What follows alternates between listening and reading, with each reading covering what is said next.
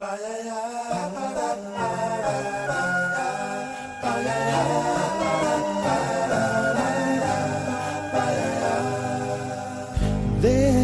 used to be a graying tower alone on the sea.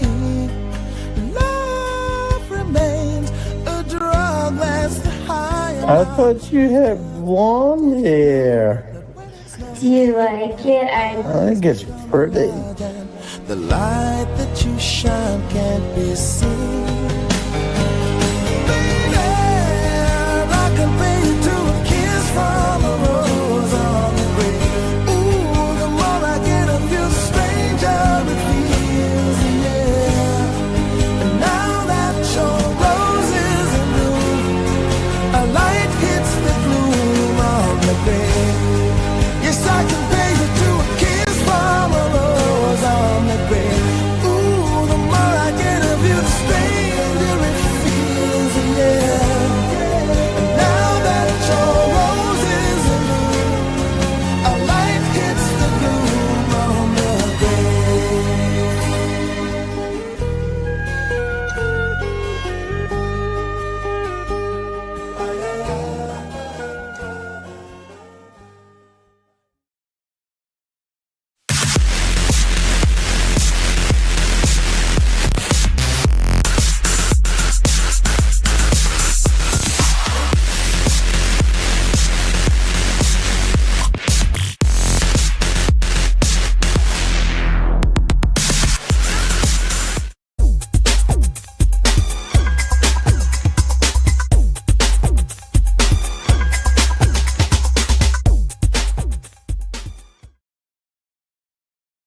Hello, everyone. It's night 13. Welcome. If this is your first night here, or if you're just joining us, remember there's a playlist in the description below for all 32 nights of Lorne so that you can know exactly what we're on. Yeah, the intro, Kiss from Rose. I mean, it's so obvious, right? Kissy face, rose, hard eyes. So tonight is a very short night, but that gives us the opportunity to look at some additional content in context now. We're on night 13. We're about a third of the way through. And what I wanted to show is, you know, everyone at this point hates Lorne who's been watching this. We all hate Lorne, right? We haven't really gotten, besides our own yelling at the screen, we don't get any indication of that hatred. So I thought what would be more perfect than to hear Tiffany Lockhart destroy Lorne over his chat log in the sting. She does it as a couple characters. Now, these are recording. I call these more recordings than phone calls because unlike with the other Catfish calls with, you know, Jamie and everything, there's no overarching storyline behind it. It's just Tiffany talking as Casey or Tiffany talking as Debbie. Somehow you couldn't hear the difference in the voices. Yeah, no, you hated Lorne night one. No, we all hate him, but I'm saying now that you can see what has happened through 13 days, you've got a real feel of what has happened in this chat log. I mean, for instance, does anyone have any doubt why Lorne is talking to this girl? What is the reason Lorne is talking to Kayla? Just throw out your guesses out there. Wait for them to come through.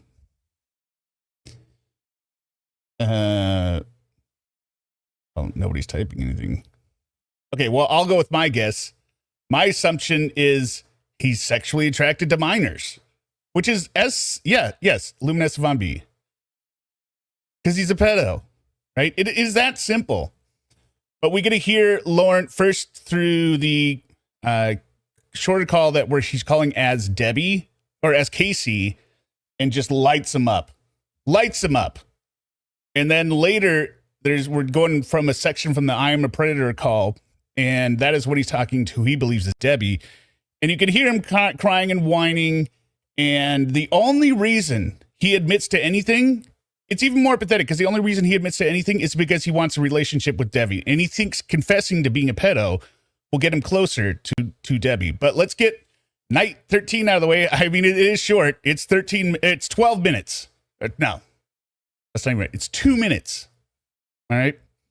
So let's go ahead and get this here. All right, night 13. Kelly, yeah. $4.99. The intro was spectacular. Dealer's choice whenever you wish. Okay, I'll do it after the little video here. But thank you very much, Kelly. Yeah. Very short night. Go ahead. Lauren's going throughout the entire day, starting at 8:51 in the morning. I want my precious baby girl right now, sigh emoji. I love my baby girl, and I miss her a lot. I love you, my precious princess. Rose, big hug, kissy face, hot eyes. I want my girl, sigh emoji. Precious. I hope you don't get mad at me, but a friend of mine came here today and wants me to go out with him tonight because he couldn't make it here last night. This is really going to suck because we were supposed to talk on the phone tonight. So I really need you to do everything you can this week to find. Who's he telling this? He's telling this to Kayla. The payphone to call me from because I miss your voice. God, I love you, Kayla. I hope you don't get mad at me for this. I'll be on here tomorrow. I love you, my precious princess. Rose, big hug, kissy face, hard eyes. Precious, are you here? It says that you've logged on to your MySpace page today, but You're right, Mallory. He said phone. He didn't say P. He didn't say pay P. you never left me a message, emoji sad face. And then 3 hours later. Well, that's okay. I got stuff to do anyways. Some of us are going to hang out tonight. So have fun. Miss you. Because he's an idiot. Ironic Wonderland. Love you. Kissy face. Who are you hanging out with, Kayla? Yeah. I'm bringing sexy back. That is suspect. I just realized I had the banner on the whole time, but luckily that won't be an issue because I can crop it out. All right, so that's night 13, which is setting up night 14, where we get the pinnacle of the ex-Derek story arc, which will be tomorrow night, which is also the birthday stream tomorrow for my birthday, 44th birthday. Nice even number. It looks cool, 44. So I will probably be wearing some kind of stupid hat in using streamers. Let's see here. So this first, Telling about a child. Yeah, here we go. So this first call, let me switch it over here to this. I've got this. So this is Tiffany portraying the first Casey before it switched over to Winnie, like that whole messy story. But he believes he's talking to Casey the decoy from The Sting, the first version. So what if it makes it'll, because if it gets kind of confusing when he says stuff like you're connecting it to stuff from your past, it's who he thinks Casey's past is. But I just love, this is the best verbal beating Lorne ever gets in his entire life, and I love every second of it.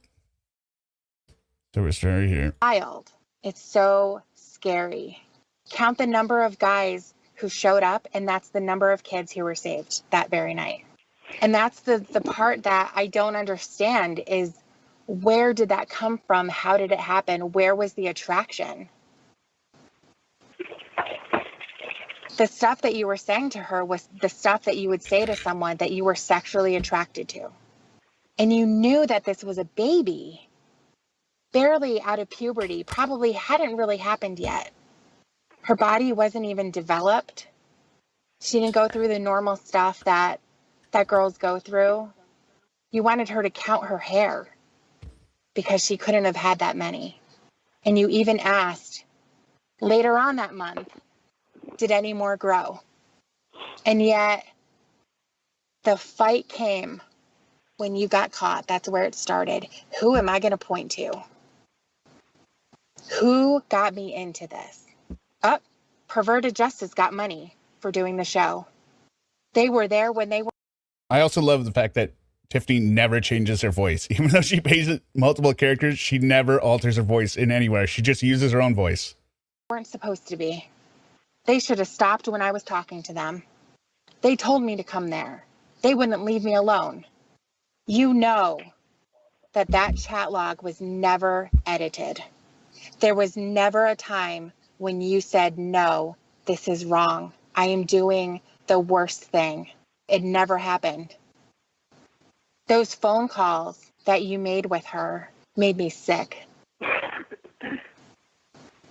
Are you anxious to touch my penis? Really? You want me to get a light so I can shine it on there and you can see it closely? Do you want to see it again before you go to bed? Make sure you delete Did you memorize that? Did you? I know it very, very well. I know it very well. You memorized it. We've known each other longer than a month. You want me to count the days like you wanted her to count her hairs? Wow. I'm trying to understand because I want to see the good in you and it's just not there. Yeah, Kelly, Tiffany's the one that gets him to read the chat log with her. And so we're going to pick up this second clip that we're going to listen to is after him having read some of it. You're assuming everything. I can't stop you from assuming when you're trying to blame me. I'm not assuming anything. The evidence is there. It's there. Your evidence is there. And you're blaming so me. I'm blaming you for everything you said. Everything you typed, everything you said on those disgusting phone calls. Your giddy ass smile when you skipped up to the fucking house. All the bullshit that you have tried to pull when you can't even be honest. It's got to be somebody else. I can be honest, but You're it not. doesn't matter what I say when I am honest. You don't believe what I say. Lorne, you got it stuck in your head that I was a certain way. You're you don't a pedophile. know. Pedophile! Yes! That's it. You were so fucking stupid that you couldn't tell that the girls in those pictures that they sent you of the little babies were totally different people. But you accepted the fact that she was going to look a little different because she's still growing up. And that's something else you're assuming, which I'm not saying anything. One comment here. Lorne, with his ultimate comeback, you're assuming I didn't notice they were different girls. Well, yeah, we're assuming, because why would you go if you saw they were different girls, Lorne? Because you're so desperate? Because of the fact you're going to assume it. You don't ask me about it. You assume it. Then tell me the story. I did notice that there was different girls, but I was so blind to seeing to thinking that somebody cared about me and not my fucking wallet that I didn't care. It went right past me. That's all I could see was somebody was showing that they gave me a little bit of affection that I hadn't gotten for God knows how fucking long. All the other people cared about was my money. What can I give them? It was somebody letting me show my affection without asking me for money. And you lied about it because you went out and you fucked somebody the night before you're supposed to see her. Not true, but that's the story Lorne says, is that he had sex with Mikey's mom the night before he went over there.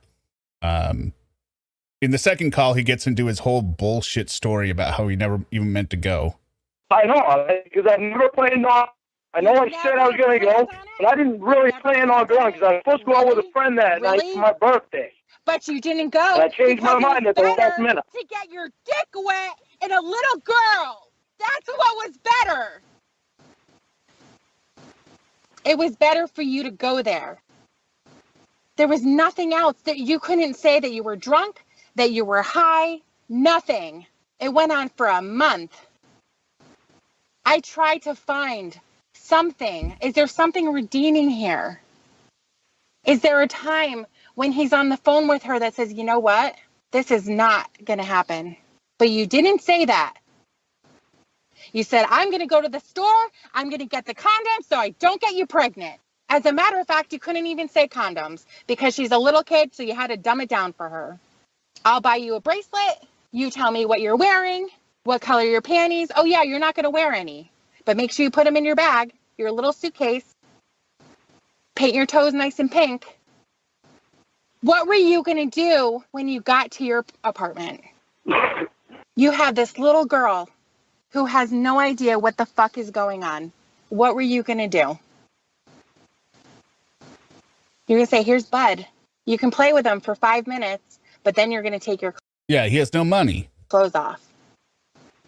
I'll make sure that I wear loose shorts so I can finger you and you can suck my dick when we're in my track.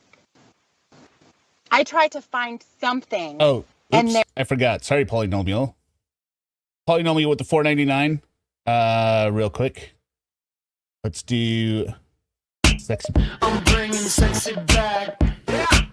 The mother boys don't know how to act. Yeah. And Polynomial purebred, $2. Bull shit. Bullshit.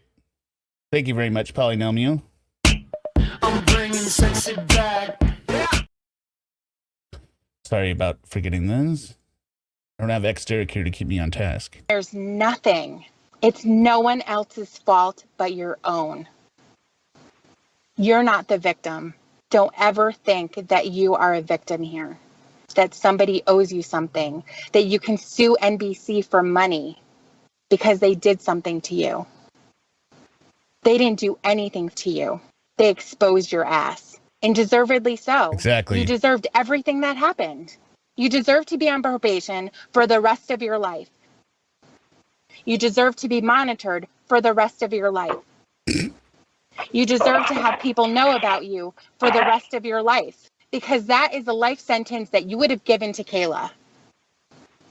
You don't want to admit that you were that guy.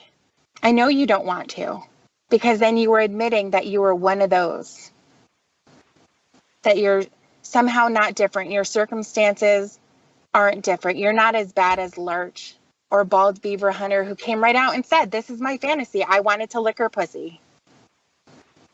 But the fact that there's this hidden part of you that will not let go of wanting to blame everyone else, to find some kind of a redeeming reason that this couldn't be who you are, when it actually is.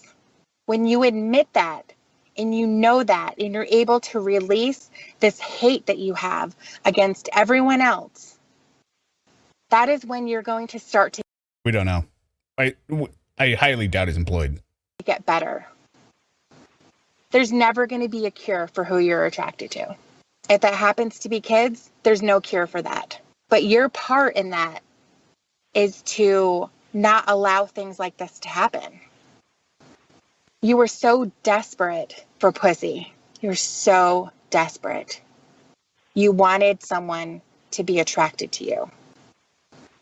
And Kayla never really said that she was attracted to you. She just kind of said, yeah, to the things that you said. Did you draw my name in little hearts at school today? Yeah. That's what you wanted. You wanted someone who was very easily manipulated. Someone who's not going to know that the stuff that you're into isn't normal. Someone who's not going to be able to recognize that she's a baby and you're a 40-year-old man. Someone who's supposed to protect her. Someone who even came out and said, I'm one of the nice guys, not one of those weirdos. And then it just transformed from there. You know what the fucking problem is? When I said that, that's what I meant. I can't understand myself how See, and he just goes right back into the bullshit. I got turned around. Because you were attracted to her. I don't understand that. You wanted her to want you. She was easy to manipulate. That's not what I wanted. If you didn't want it, you wouldn't have done it. And the problem is, if you don't understand it, it's going to happen again. No, it's not going to happen again. It'll never fucking happen again. I know how to say no now. It's not about saying no. She never asked. It's all about saying no. Even my fucking counselors, all 3 counselors that I've had, and my psychologist said that I couldn't say no. Your psychologist. That's why I got used so bad by my family, because I couldn't say the word fucking no. You couldn't say no to a little baby? I couldn't say no to anything at the time. She was never asking you for anything. You were begging her for for everything. She never asked you. You did all of the asking and you did all of the answering. So don't give me that fucking shit about saying no. I try to be honest with you. You're assuming everything. I try to be honest with you about this shit. But you turn around and tell me no. You said this in the conversation. You said this. Fine.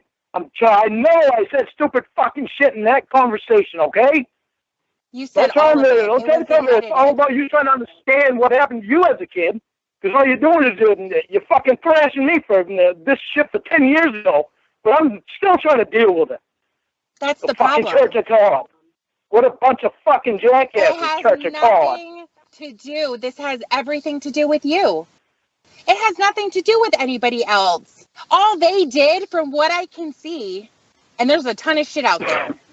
From what I can see, they're just taking what you have done and they're talking about it. Yeah,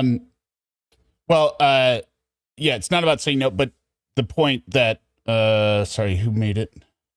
Mr. Furley said it. Same thing. The only person Lorne can't say no to is himself. He can say no to everyone else for everything, but he can't say no to himself and his own base desires. Yeah, and after all these years, he still can't understand why he went. Well, he says he can't understand because he doesn't understand why he went there. He still won't admit that he's attracted to minors, and he doesn't understand why he hasn't passed RSO class. The other thing I like about Tiffany, and that I have in common with Tiffany, is Lorne is the only person that we follow that gets catfish. Like I know there's people out there like what's his name? I can't remember his name. The guy that is all kinds of messed up, but I have no interest in listening to it. I think there was another guy like Wings of Freedom or something. He was troll for like I just don't enjoy the troll content or the Lorne or troll content, catfish in general. But Lorne, no, it's not another TCAP person. It's another not Pikachu. Chris Chan. Yes. Chris Chan. I know he's a big thing, but I have zero interest in it. That's just me personally. I'm not judging people who like it. I just don't have any interest beyond Lorne. That's it. So you know what? If you don't give him anything to talk about, then there's nothing. They're talking about it. They're trying to contact me. They're fucking sending shit to my fucking family. It's a little bit more than talking about it. To my fucking 77-year-old mom. Somebody sent a naked picture of me to my 77-year-old mom. That's quite a bit more than fucking talking about it. That's a piece of shit. It's the same type of a piece of shit that would show their cock to a baby. Yes, Debbie. You can only blame yourself, but you never do. Okay. Lynn, I said it. You're probably just joining in. He doesn't want to hang up because he thinks he's in a relation. He thinks he has a relationship potential with any female he's talking to. Because even if they're yelling at him, that means they care. Well, there must be some reason you're talking to me. He is so desperate. You gotta go, grow up. I gotta get off the phone. I'm fucking tired of listening to all this fucking yelling in my ear. Bye, asshole. Bye, fucking pedo. Bye. And that wasn't the last time they talked. Okay, so now we're switching over to Debbie talking to Lorne, and he thinks this is a different person. Even their voices are exactly the same. This is the episode here is called I Am a Predator because she gets him to admit it. But just listen to the excuses and just the circular. That first one was Casey. I always thought it was Debbie Forever, but it was actually her playing Casey in it, and while she was in therapy or whatever. So Fucking tired. It bothers me so fucking much. yeah, as it should.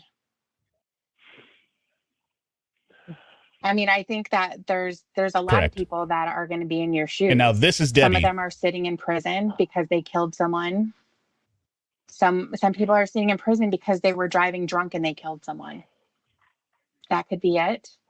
They could have stolen a crap ton of money from someone and now they have that guilt too. They can have charges. Well, so the thumbnail for this stream, or for this I Am a Predator, one of them on Raptor Bacon, I think, is him licking the dildo. I was gonna put it up there, but then I was like thinking, oh, maybe it'll get flagged or something. I can flash it for a second. That aren't, they don't Okay, so if you get sent, as a man, if you get sent a large dildo in the mail, what do you do? Lauren, obviously, what is the most embarrassing thing you could do? Number one, take a picture of yourself holding it, and two, lick it. And then send it to the girlfriend to show how much you love her. I mean, are you kidding me? don't just go away. They're not swept under the rug. And these are the types of things that shouldn't be. What you did should not be swept under the rug ever. Maria tells me that I need to get past it and I need to move on in my life. Maria is his probation officer. All I can tell is that, do you realize what I fucking did? Well, she's not talking. Yeah, he did, but still, who cares? Would you lick a tampon? I wouldn't. Just because it touched somebody. It's ridiculous. I realize what you did, but I realize what you did, but you can't kill you and beat yourself up for it all your life. Well, there's a difference there, though. You're right. There's a difference of saying, I did something terrible. I did something so bad. And I can look at the bright side of it, too, and say, it turned out a lot better than it could have, with there being an actual victim that you then would have to be responsible for. He put the underwear on his face after he wore them. He put them on first, then inhales them. But, you know, there's a matter of drawing a line in the sand and saying there's nothing that you can do to go backwards. Are you going to hate it every day? Yes, absolutely. And you should hate it every day. But you have to go on with your life. You have to wake up again the next morning. And you have to do all the things that make up your life, whether it's take care of your dogs, go to work, talk to your mom, take care of your house. You do have to move on. Absolutely. But there's a difference because there's going to be no forget. I thought I did give enough of a warning. I said, well, I thought I would get demonetized or I'd get struck or something, but here, take a look. Sorry, Caroline Hurtado. It, and you never should forget. I think that it would be scary if you did forget. If you said, you know what, this is something that I did 10 years ago, fuck off if you have a problem with it. No, that's fine. I can't be like that because I have a problem with it. You should, absolutely. I usually revert to Debbie because that's how I first knew her, but Tiffany, Tiffany and Debbie's the same. Absolutely, and that's good. Not I'm something glad. I ever wanted to do or ever. Nope, stop right there. Stop. No, he got panties sent, Addie. He got panties sent to him by Jamie that she'd supposedly worn when, they just dumped stuff on him. Then he put them on. Then he put them in a Ziploc bag to savor the aroma. And then you could hear him on the phone several times on different calls, like inhaling it, like going like. But why did he put them on? I have a photo of him wearing them. Stop. Stop. What I'm saying. No, stop. You have to stop. Wait a second. I'm not going to let you do this again. You gotta let me finish. No, you have to let me finish first. Okay. I don't want to hear, I didn't want to go. I don't want to hear that. Really, what it comes down to is, I didn't want to be that guy who did that. Because That's what I'm saying. Okay, wait a minute. Because you know what that means. You know what people think. You know what people think when they think about you and when they hear about you. You don't want to be that guy, but you were that guy. That's what you have to accept. You can't be in denial and say, I'm not like them. I'm not like the other guys who went there. Because you were exactly like them, Lorne. I know it bothers me. It should bother you. It bothers me. And remember, he's only crying and he's only acting like this and confessing to this because he thinks it's getting closer to Debbie for a relationship. Kel, yeah, okay, I was going to ask you, so you sent me that link And I thought it was the actual interview, but it was just the trailer to the new movie that's coming out, Predators, on October 3rd.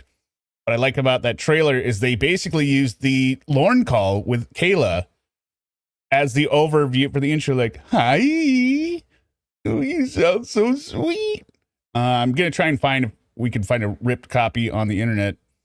Maybe we can watch that. I can't find it yet. But here's the I've thing. never in my life wanted to be that guy that did that. You were that guy. That's what you. It's got a written interview, right, but no video interview. Yeah, I read the written interview part. You have to I know. accept. That's not so easy to accept, though. You have to. You have to accept it. It's not easy to live with. I know, but you have to. All of this time that you've been saying to yourself, I didn't want to go there, has been blocking you. And it's blocking everyone from being able to move on from it too. I'll have to double check. I would be almost willing to bet that that's the reason why you're Oh, there was an interview from 2021. Yes, I've heard that one before. still in that class. Because you're still differentiating yourself from everyone else who's there as if you don't belong, and you do. The punishment that you've gone through is well deserved. The fact that you have to be inconvenienced and have to be on a registry and have to have your No, but it's good, Kalia, because I didn't know they were coming out with a new documentary. So it was good. And I don't know why my email bounced back. Maybe just double check you typed it right. Just hear me out. It's spelled different than my channel because I signed up back when it was a different name. picture taken, go through And Gmail won't let me get another email. all of this stuff, not being allowed to be like a regular citizen and have access to things like the internet, which is something Okay, that for those just joining us, night 13 was only 2 minutes long. So what we are doing is we are listening to Tiffany Lockhart confront Lorne about the chat log and Sting, and hearing Lorne's progressive excuses and circular logic and excuses coming back to, I never meant to go there. And she just confronts him over and over. We listened to one right before this. I highly recommend watching it as well if you just got here, but that's what we're doing tonight. And then tomorrow night is the birthday party. Woo! Which we'll be enjoying other random things in addition to the chat log. it's pretty needed. You know, it's important for everyday life. I know I use it all the time. I do everything on there, banking, all kinds of stuff. So the fact that you're kind of grounded from that, like you can't have this, you can't have that privilege and that freedom to be able to do it because you can't be trusted until you prove that you can. Yeah, Judy Moore, none of us feel sorry for Lorne, right? But there are a lot of people that don't know the full story that just hear about it. Oh, this guy's getting harassed online, and they feel bad for him. And without looking into the details, you cannot know how much you cannot feel sorry for this man. Can be trusted, legitimately trusted. And I'm not talking about just words, because we know that your words have been bullshit this whole time. But I'll say it again because it's really important, Lorne. You can't say I No, we're going to listen to that tomorrow. didn't want to go there anymore. I know It what you're saying. doesn't work. I know what you're saying. It's not. I never want to hear you say that again. Vote in the chat. 1, if you think he's never going to say, I never even meant to go there, didn't want to do it again, ever. Or 2, if you think he's going to definitely say it, and say it on this call. I won't say that again. What are you going to say instead? I never wanted to be the guy that did that.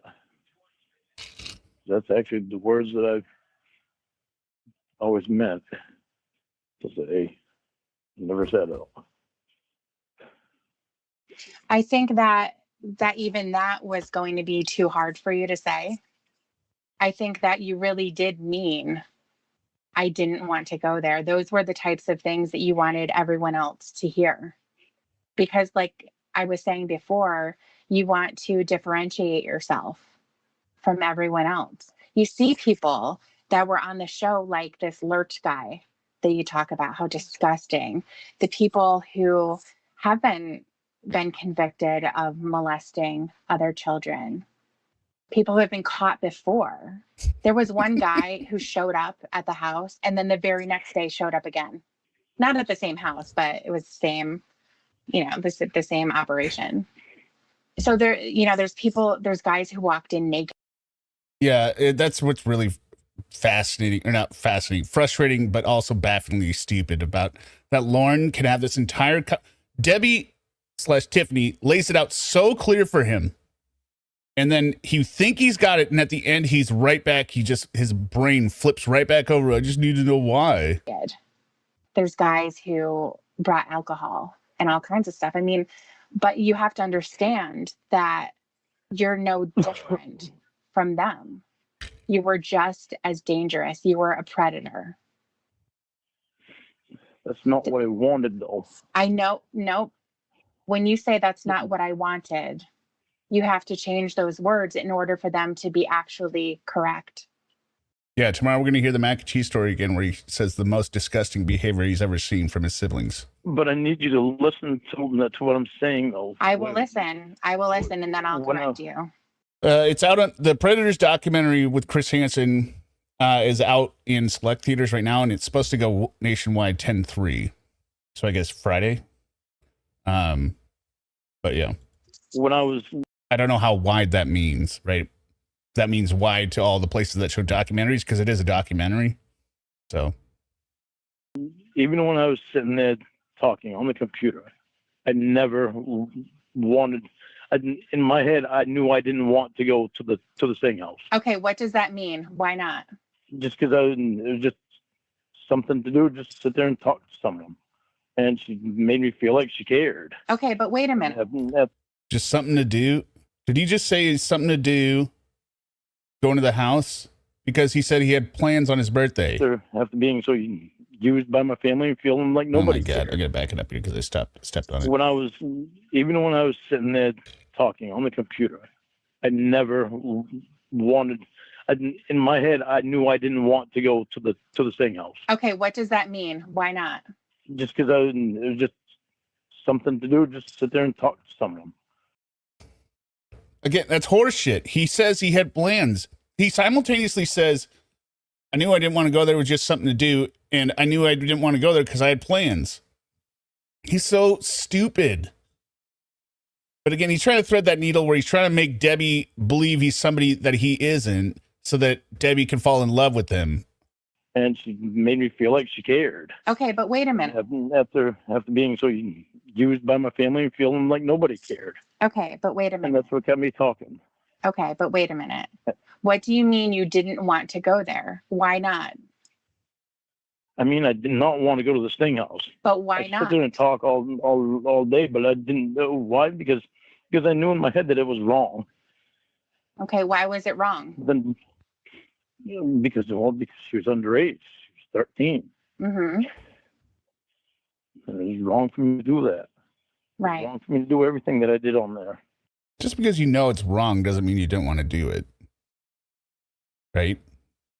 I mean, that's a very basic thing you learn in life. Just because, like, for instance, I know it would be bad for me to eat this entire tiramisu cake. But me, I might want to eat, consequences be damned. I'm still going to eat this tiramisu cake. It's my birthday. I can do what I want. Right? And that's not morally bad, right? But just because you know something is wrong doesn't mean that you also, therefore, cannot want to do it. But in my head, I was telling myself, I'm not really going to go there. So I'm just talking to her. Wait, what did I do? And it got out of hand, doing what I was thinking, and I wound up doing. Okay. Can I ask you something? And we had touched upon it the last time that we talked. The first time that you were talking. Remember to hit the like button. Okay, so now we're going to get into the origin of the chat room. She's going to try and drill down on him. Oh, Shin's here. Hello, Shin. To her the very first day when she said she was 13 and you were talking about how. So I don't know when the first one was probably 2017 during the Casey arc. And then I'm guessing this one might be 2018 or 2019. But I can't say for sure. I'm not that familiar with the timeline during the Ember arc. How you're a good guy, don't talk to any other guys. And then it turned very quickly and you said something like, did you ever hear anything in this room that made you say, wow? And what you were talking about was like, yeah, see, I mean, that's why I keep harping on it and trying to explain it. Like Sarah and Lorne, their mindset of how they can escape all responsibility is remarkably similar. How similar these two people are in skirting any responsibility. She never even meant to kill him, even though she purposely locked him in the suitcase. I'm assuming that they were, could say something sexual in the regular chat room. Yes. That you guys were hanging out in. Okay. So that was your first line. Yeah. Because that's what you were gunning for. Yeah. So when you're talking about you were feeling low because of experiences that you had with your family and your life was spinning out of control, there was a lot of stuff against Yeah, I showed his dick within like the first hour and a half. you. You had that whole situation with Betty's house that happened, and you had to bail out of there. So you went to Nashville, and then you were getting on the computer, and so before it started turning into something about being in love with each other, it turned sexual before then. So I want to know, why did that happen? Knowing that she was 13, what turned you on about that? I don't know. I'm being honest with you. I don't know. Well, these I are want you to think classics for about Ring of it then. Osmond. It did turn you on. This the thing is, I think about it all the time. Why would I allow myself to do that? Okay. So not only, there's two different things. It's not what I wanted to do. Well, there's two. I want to punch. These are the conversations where I seriously want to punch Lauren in the face, because logic bothers me more than anything else. You cannot say you knew you never wanted to do it. Different things. There's two different things that happened. There is something that is going on in your mind where you're getting turned on by something. And then there's the actual expression of that. So there was something about Kayla that turned you on. You knew in your mind, you're thinking, I'm turned on by this, but I know that I shouldn't do this. This is pretty out there. I would definitely get in trouble if somebody knew. But I'm turned on. But I still went there. Well, it's not even going there. It's I'm talking about the very first thing when you said, did anyone say something that made? And I like how Tiffany breaks it down here. Like, not he's trying to jump to, but I still went there, so it was a crime, whatever. No, she's backing up. You were sexual when you first started talking to her, so you were attracted to her because it wasn't a thing of like, oh, I'm going to go there because I'm going to have sex with her. You were sexually attracted to her from the instant. Why? Did you say, wow? So it was fresh in your mind. I was trying to find out if she saw anybody say anything sexual in the room. Okay. That made her say, wow. And why would that be? Because you wanted to find out if she liked it. Maybe. I'm not gonna say no, because it's quite possible that was the reason. I was so messed up at the time that I don't know. Sorry. Okay, you're going back to not understanding it. You're okay. Well, I'm going to help you try to understand it. You're going back to the same things you always say. I was messed up at the time. I don't understand. I didn't want to. And like Well, I said, don't understand because I've never been like that. You. But Well, I mean, he's an outlier. He's on his own other planet. This is Lynn. He's just so far out there. My life. You. I've never done that. Lauren, I'm going to help you. Hopefully understand. In order for that to happen, you have to take that away. No. So he does not think watching Kevin, Julie Moore. No. he does not believe Tiffany is a child at this point. He believes she is Debbie, the sister of Winnie. On the first call we listened to, he believed that she was playing Casey, the actress. So that'd be Casey 1, which is several cases before the Casey 3 that we are following in the chronological. But he believes in the 2 different calls, he believes they're 2 different people. Is that But it is a woman that he believes he can have sex with. So that's why he is willing to admit to all this stuff, even though he really doesn't believe it. is your protection? He doesn't really believe he's guilty. You're using those things to protect you and be like, no. Thinking that I'm a child predator is way too scary. So I need to throw on the things of that wasn't me. You know, I was really messed up at the time. A lot of shit happened. My family, blah, blah, blah, blah, blah, blah, blah. That's your protection. And you have to take. I mean, we're not into it yet because we started recording it, but he starts counting down the days in like the next day or 2, I believe. Maybe night 16. He starts saying, only 18 more days. And then on night 17, he goes, only 17 more days. And on night 18, he goes, only 15 more days. Like he's counting down the days. That's how ridiculous that I never wanted to go there is. Take it away because I need to help you understand why. Yes, Forever Wanderer. He thinks Debbie is going to want a relationship with him. Well, she's already attracted to him. This is just like a little speed bump they got to get over. Right? He's just got to explain the whole chat thing. And the fact that she wants to talk to him about it with it means that she wants to be close with him. I don't understand how I could do something. No, I don't believe he met up with her. Anthony, we could disagree on that. I don't think he actually met up with her. I think he stalked the location she went to try and confront her, but I don't think they had an actual meeting. I don't think they had an actual meeting set. Disgusting when I've spent my whole life protecting kids. Okay. So one of the things, whole life protecting kids. one of the Such things a that load I of mentioned horse last shit. time too is that the internet provides a platform, or it provided a platform for you to kind of touch into this fantasy that you had in your mind, something that you wouldn't be able to just do in your normal everyday I mean, I would like to have it for different reasons. life because that would be way too scary. Approaching a girl who's 13 years old and talking sexually, saying something that could scare her so that she tells someone, that's way too much. And that's like there would be immediate consequences to that, either by parents or schools. The cops would be knocking at your door. End of story.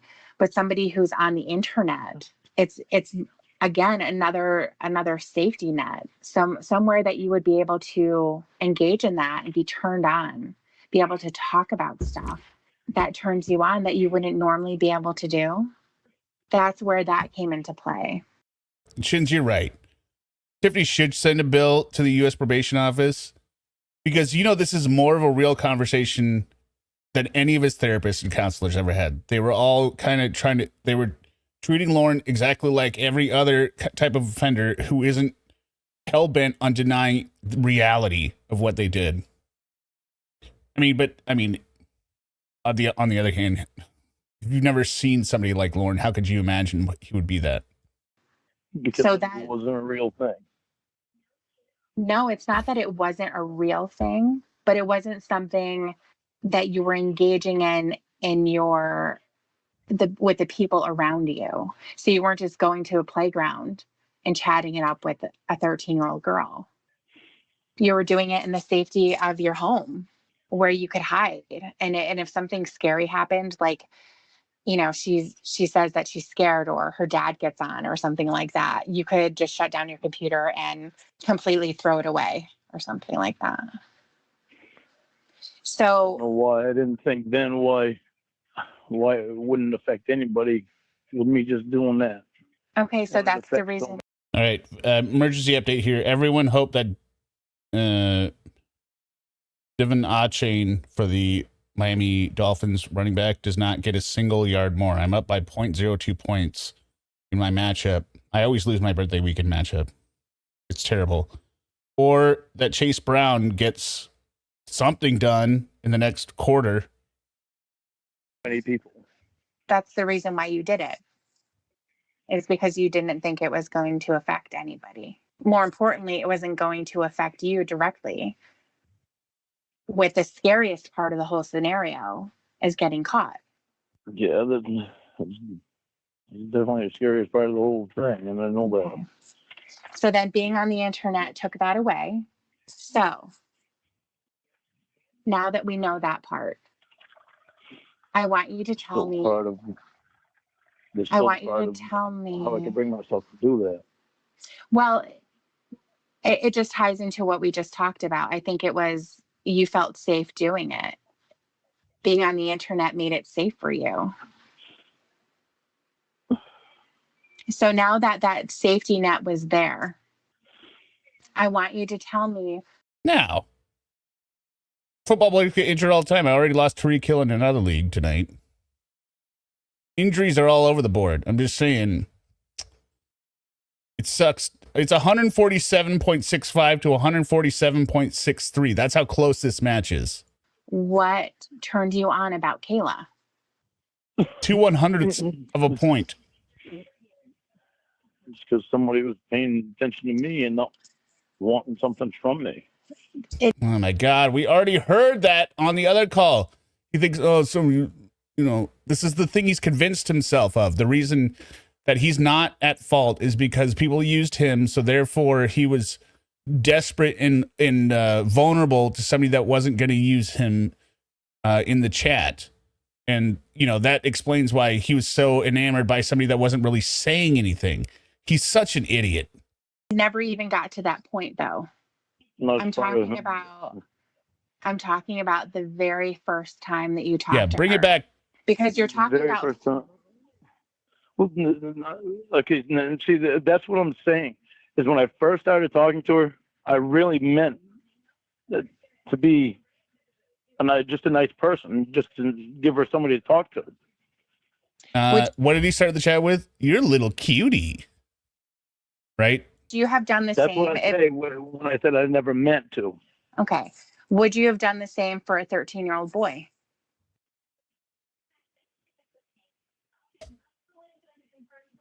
I don't know. Maybe I wouldn't have. Why not? Because it was a boy. And he's not gay. I mean, she lays it out again for him right here. He should see, oh, I'm attracted to minor girls. Okay. And you're not attracted to boys. Right.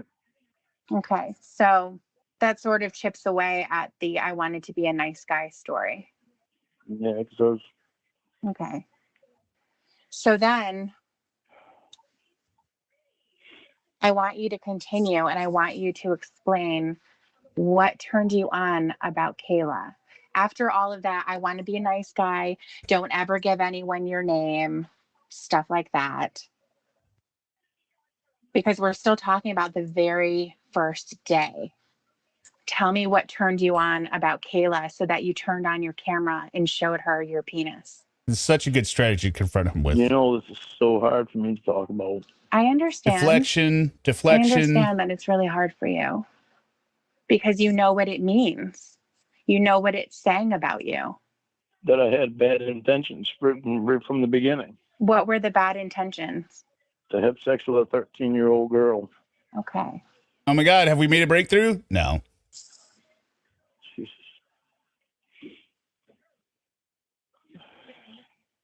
So tell me what turned you on about that. It's just the thought of it, I guess. Okay.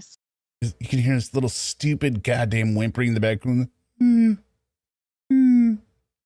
He's doing it as an act to try and have Debbie have sympathy for him. Be like, oh yeah, I did that. I hate myself. Ooh, but that makes me a good person because I hated it, right? Jesus.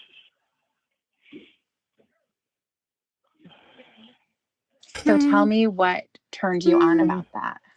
It's just the thought of it, I guess. Okay. So what's the thought of it? Just the thought of it. What about the thought of it is exciting to you? I don't. Oh. I know it's really hard to talk about. I know that it is. And I think that, yeah. But this is what Maria's talking about, you moving on. You have to get past this stuff. You have to get it out. I'm sure that it's been bothering you this whole time. I'm sure it was bothering you back then.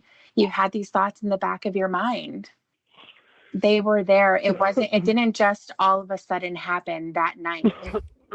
MCL, that's a great point. Lorne does think that all men think like him, but we all just don't admit it. And we haven't got caught in our own sting, which is why we're pretending that we wouldn't have gone to meet a 13-year-old. Like, he genuinely believes that. You had them. And that's such a burden.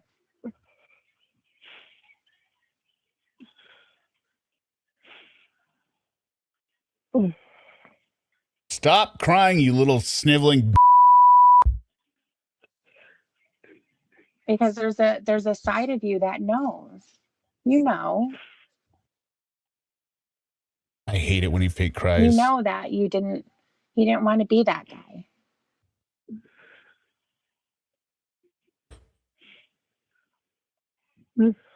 Oh my God, Chase Brown got 3 yards. That gives me a little bit of a cushion.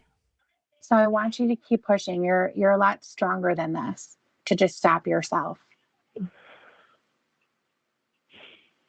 The thought of having sex with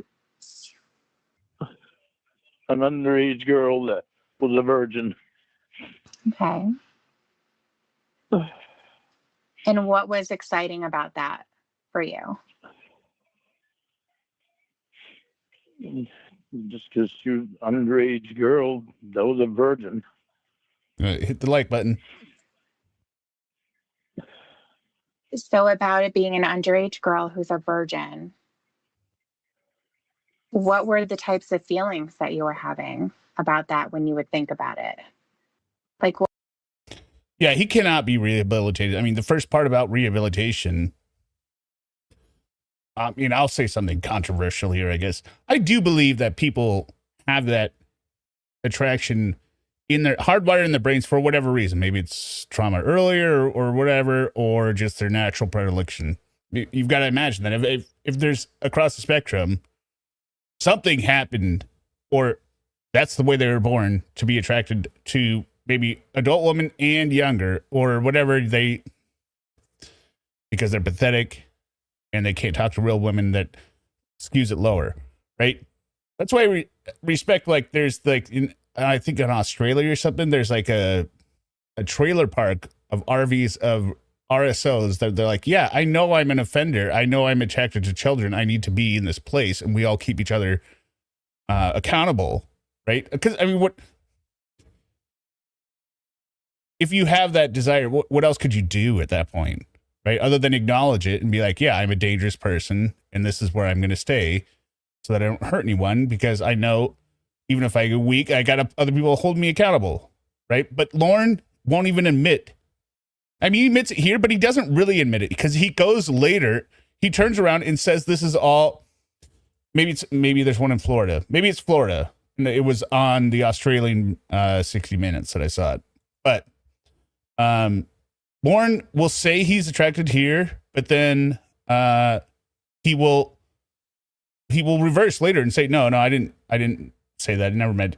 He'll even blow up at Debbie at the end of this and be like, so this is the only reason you want to talk to me? You're tricking me and you think I'm going to have a relationship with you and you just want to talk to me about this? Shins Koala, the chat log tonight was only 2 minutes. It was at the beginning. But that's why you stay here for, remember, tomorrow night is the birthday stream, night 14, the pinnacle of the ex-Derek story.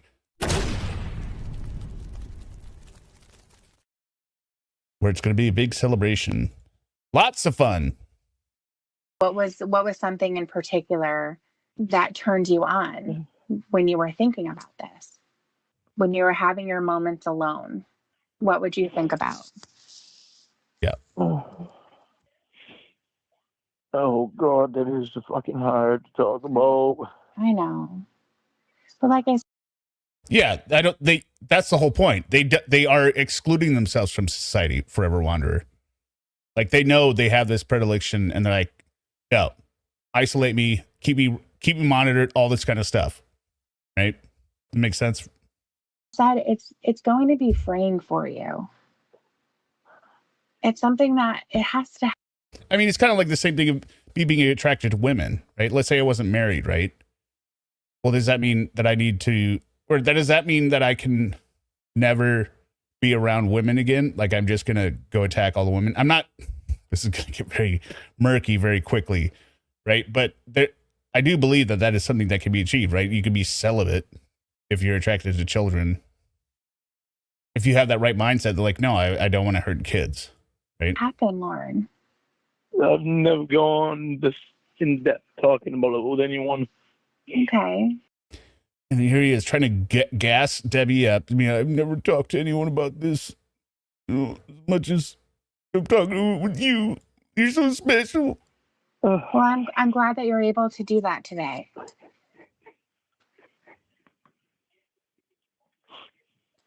So I want you to take a deep breath and I want you to keep going. What did you imagine when you're having these fantasies? When you're imagine yourself back then, what did you fantasize about? I know we said a younger girl, underage, who was a virgin. Tell me about that. Yeah, and it is still a thing. And I think some of or a lot of them have done that at that one place I'm thinking of, the thing I saw in 60 Minutes.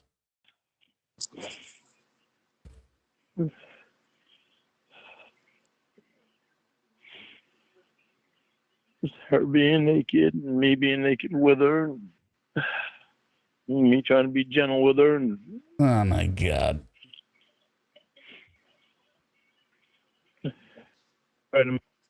What was that? Oh, God, you didn't hear it? I didn't. No, it is different. What I'm saying, though, is let's say hypothetically somebody is attracted to children. What is the most responsible thing they can do? They can declare it and then exclude themselves from society, right? Or else self-delete. And I don't think that's not a morally right answer, I believe, right? But if they understand they have this attraction and don't want to hurt anyone, they can put themselves under monitoring, right?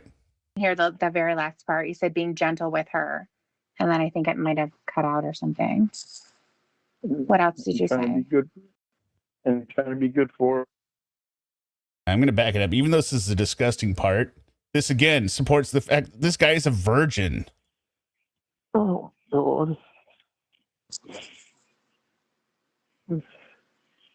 Talking about wanting to be gentle and wanting to be good for her, like he just doesn't want to disappoint somebody because he has never had sex. Just her being naked and me being naked with her. And me trying to be gentle with her.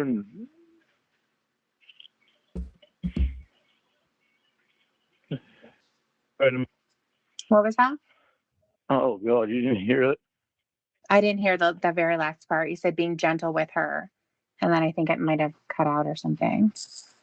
What else did you Trying to say? be good and trying to be good for her. What do you mean good for her? I mean, being gentle with her. Okay. So you wanted to give her her first experience. Yeah. And what was exciting about that? I guess it just being her first experience. Do you think that that would make you an important part of her life? Maybe that was part of it. Maybe it's because I wanted to show her that I cared, like she was showing me that she cared.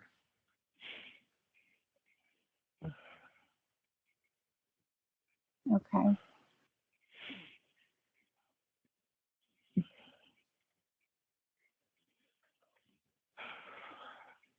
And what else attracted you to her?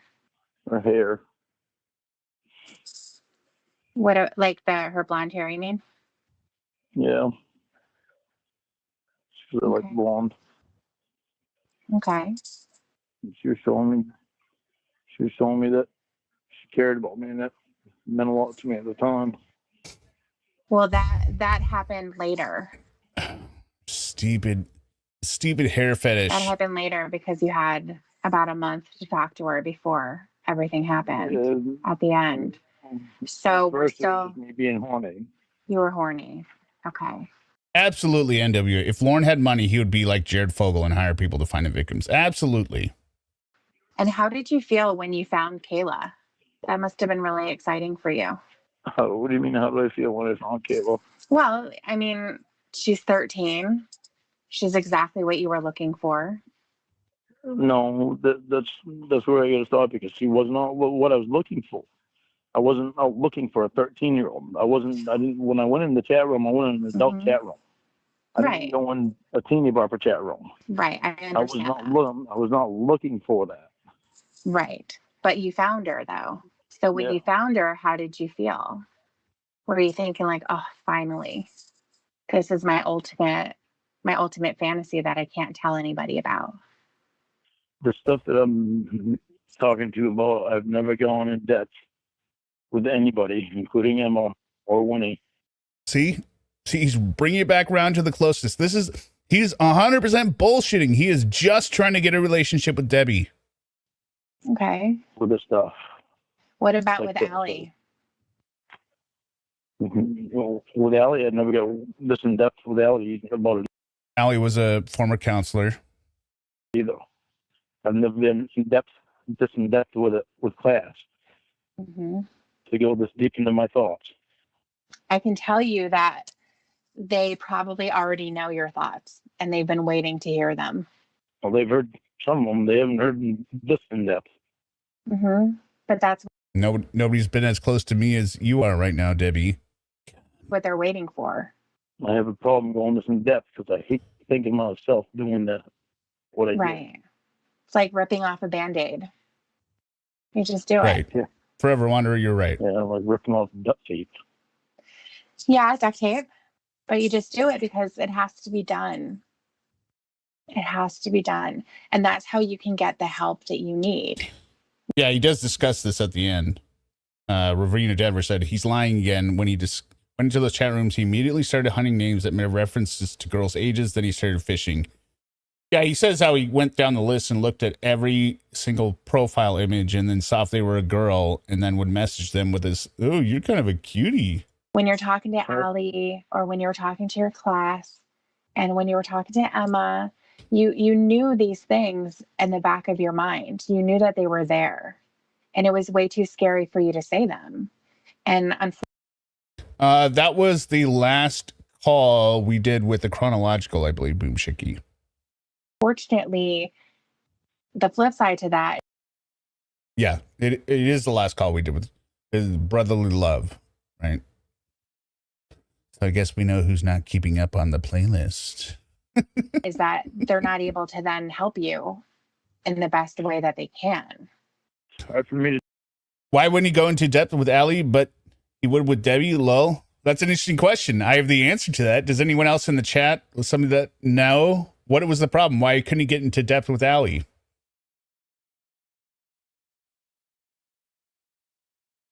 I'll let you type your answers, and then I'm going to say the answer so you can check your work against mine. Yeah, Chatterbait Billy got it.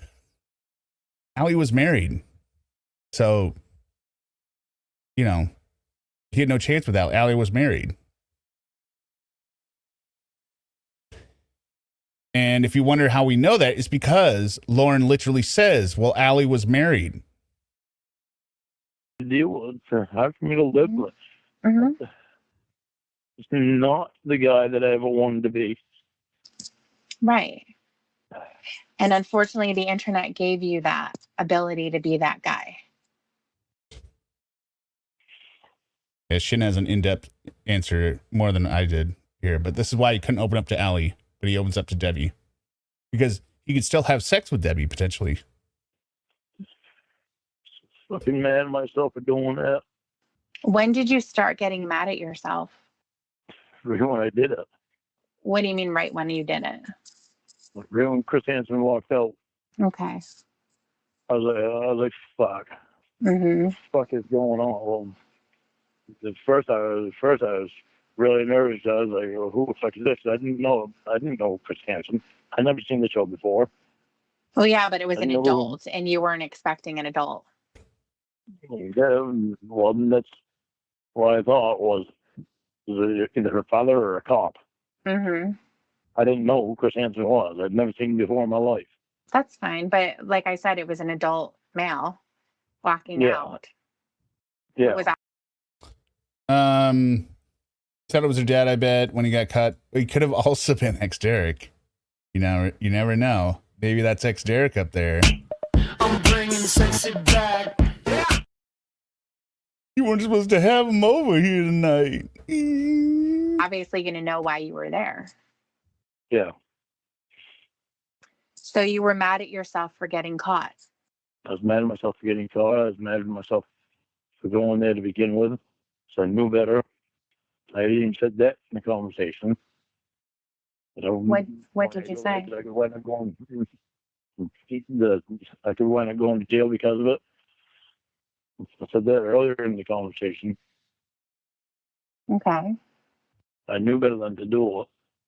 I guess one of the reasons it's so hard for me to think about me doing it, because I knew better, and it's one of the reasons I didn't want to do it.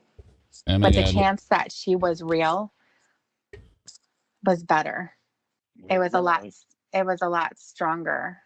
Okay, fantasy update. Change got another 3 yards, but the game is over. So as long as Chase Brown doesn't fumble or get tackled for loss, I'm going to win by 0.02 points.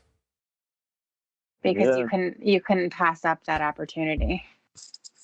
And it's sick. It's very sick. One of the reasons I don't understand how I could possibly do that is because what I went through when I was a kid. I knew how much it bothered me. All right. I knew how more deflection into his bullshit stories that he makes up later about his brother. hard it was to live with it. But that wasn't what you were thinking about when you were talking to her. Nice. No, it's just not. avoid, parry that. So none of that stuff Tiffany. came up in your mind. No. And none of it came up when you were talking to Chris Hansen, Lauren. It wasn't the It was a bullshit story about Amanda James catfishing you and mac and cheese later on your own channel. pain that it could cause her or the sadness, the regret that she would have had after. Or the hurt through her. Especially I knew how because bad it was. you were saying that you were in love with her and that you were going to get married. Yeah. Were you serious about that? I wasn't talking about marrying her right there. I know. Well, When I you said- couldn't when because I it would have said been that- illegal. You would have been found out if you tried to marry her Yeah. right then. Yeah. When I said that, I meant when she was 18. That's what I meant when I said that. And actually, I think I said that in the conversation. Well, yeah. I mean, it wouldn't have been able to happen really before then. No, that backs up his position. The fact that you can check the chat log. I said I was going to wait till she was 18 to marry her. She's going to have sex with you until then. So in your mind, you were thinking, I'm going to have this relationship with her for 5 years. Okay, I'll write that down.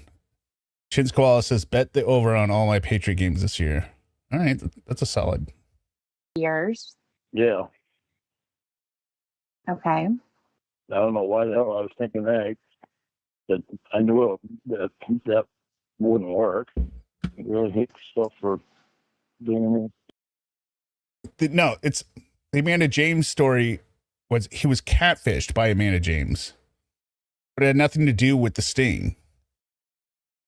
He just, as soon as he says it, and we'll watch it on night 32 when we get to the end of the chat log. We're going to watch the full unedited footage from the TCAP sting with Chris Hansen at the end of the story about Amanda James, and then Chris Hansen goes, and then like there's going to be a point to this story that relates to why he's there to meet a minor, and there's not. One of the things that I was thinking about that made me sad, out of the millions of things that made me sad about this situation. No, he never says that. Unless he's pressed for it, right? Then he goes, yeah, I know I did that. But then he'll turn around later. Was that Kayla's first experience with a man, even just verbally, the things that he told her were going to turn out to be lies. She would have had to feel at 13 years old that a man will say whatever he thinks that she wants to hear in order to have sex with her. Yeah, it's pretty sad. It's devastating. It's pretty selfish. It's extremely selfish. Yeah. Yeah, it is. I think that, in all honesty, the entire conversation was about you being horny. It wasn't about Boom. finding someone who cared about you Thank you, or Tiffany. not wanting your money. It was all about your dick. And that's what it wound up being, 'cause that's all I said. That's all that you said, and that's all that you showed her. Like I said last time as well, I talked about this a lot with Winnie, and I read through the chat, and Winnie doesn't exist. Winnie's her fictional sister, played by Ember and Fiero. Just clarifying. and so much of it is burned into my head. Once again, when you're talking about emotions, and I found somebody who was paying attention to me, and that's why I kept talking to her. Again, that's a protection that you're using for yourself to differentiate yourself from the other predators. I never thought of it like that. It sucks to have to live with how much of a piece of shit I was. Mm-hmm. And that's not an easy thing for people to get past. No, Absolutely, it is. Laura versus It's World. not. I can't get past that. I think about every fucking day. Well, no, I'm talking about Do I think the brother story would have made Chris feel bad for Lorne though? Like, would anyone have felt bad for him with that story? Well, you got to remember, at the sting, the chat log wasn't fully known, and like Chris wasn't diving in deep to all these chat logs. He was just kind of like scanning them for highlights that probably his reader had highlighted. Do I think in the moment it would have made people feel bad for him? Yeah, but the problem is the story didn't happen. He only learned about these stories after he went to RSO class and then listened to other people describe their past, and that's when he started telling the story later. everyone else. No, I know. It's affected me, my life, a lot because people haven't gotten past it. I can't get past it. Every fucking day I think about it. What do you think about? I think about why did I do it? Well, we already talked about why you did it. We talked about why you did it. It's because you wanted to have sex with a 13-year-old. That was your fantasy. How I can bring myself to do it is what I'm saying, because I knew it was wrong. And it's not something that I didn't want to be that guy that did that kind of thing. I knew how much hurt it would cause that person because I had to live with it myself. I was so fucking disgusted by it. I know you don't want me to say this again, but I knew I did not want to go to the house. All right, so whoever voted 1 earlier is wrong. 2 is he just said it again. I knew I didn't want to go. But I still went there. Why did you go there? Because the thought of having sex with an underage girl turned me on. Right. So the answer of I didn't want to go there doesn't apply. Yes, you're right. Because I didn't want to go there. I just didn't want to get caught. Right. That's where all the planning came in. And this isn't a breakthrough. He regresses from this point. He denies this all later because the only reason he's saying it is to get close to Debbie. Fucking piece of shit. Yep. You were a predator. Yeah, as much as I hate fucking saying that. Well, you didn't say it. I did. Yeah, sex abuse is awful, but it didn't happen to Lorne. No. You said it, but I know. Fucked up. I think you should say it yourself. I was a predator. Shit. Now it's just I'm sleeping not here. saying it because everything I did says that I was. That's exactly it. Ashamed of it. So fucking ashamed of it. Disgusted by it. Ashamed of it. Drove out by it. Hurt by it. So out of the two possible situations that... Well, since the Molly call is 3 hours long, this one's over 2.5. We're not going to listen to the whole thing. But, I mean, for the birthday stream, we're going to keep it lighthearted. We're going to listen to just some some nice comment, because we have to go through day 14 first, and then we're going to listen to some lighthearted stuff for that. It could have been in that Kayla was a real 13-year-old girl that you had been exposing yourself to, that you had been talking about molesting her and participating in her rape. There's a possibility that she was real. And then the other possibility is that she was a grown woman sitting behind a computer. Well, Kelly, yeah, it's in the same sense that he says he knew all the pictures were different. He doesn't care. Yeah, it might be the same voice, and I don't know what's going on with that, but she's talking to me, and I could possibly have sex with her. Wasting your time in the hopes that you're going to be talking to her and not running into another 13-year-old. I'm happy that I got caught. I'm happy it was a sting. I'm happy that I didn't get the chance to hurt anyone. Bullshit. And not only that, not only showing Bullshit, up, and I Lorne. know that that's obviously a huge deal, but I've said it before and I'll say it again. The damage to Kayla started way before you drove up her driveway. I know. The damage to Kayla started when you asked her if she knew what rape was, when you established yourself as a safe person to talk to, when you were the exact opposite. Yeah, I know. These are the things that you have to verbalize. You have to say them out loud and you have to admit them. The damage that started to her was when I started talking sexually to her. Mm-hmm. I'm not going to deny it and not say it because I know it. I know it. Yeah. Hurts like hell that I'm the kind of guy. That's the guy who still needs help because he's never gotten away from you. He's been stuck there. You've been trying to suppress him. And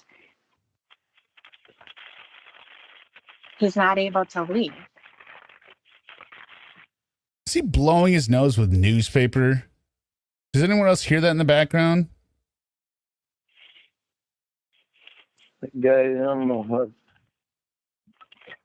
how that guy's ever going to be affiliated because he thinks about it all the time.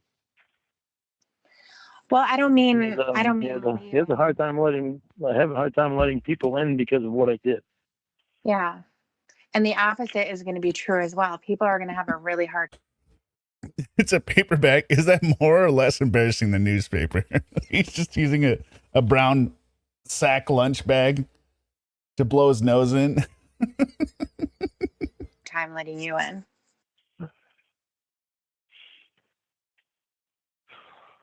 Yep. Forever Wanderer. Yep. Sucks having to live with shit. I think Wait. that you're Hell yeah, plastic bag. You don't know your materials. Shannon and I will teach you. exhausted because you've been in denial for so many years. It's hard to talk about. I know. It is.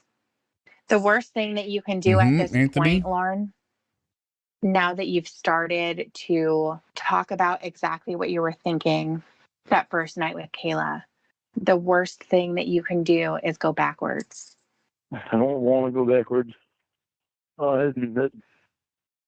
That's part of the reason for me going over to Tony's and Wendy's, because they don't judge me. They just let me be me while I'm there. Are you sure about that? Well, as far as Tony doesn't judge me. Well, Tony, Wendy, So this whole conversation started with him driving drunk over to Tony's again. And I think they're going to cycle around back to that, but it does get past this here again. he told me probably does. that he actually laughs at you about getting arrested.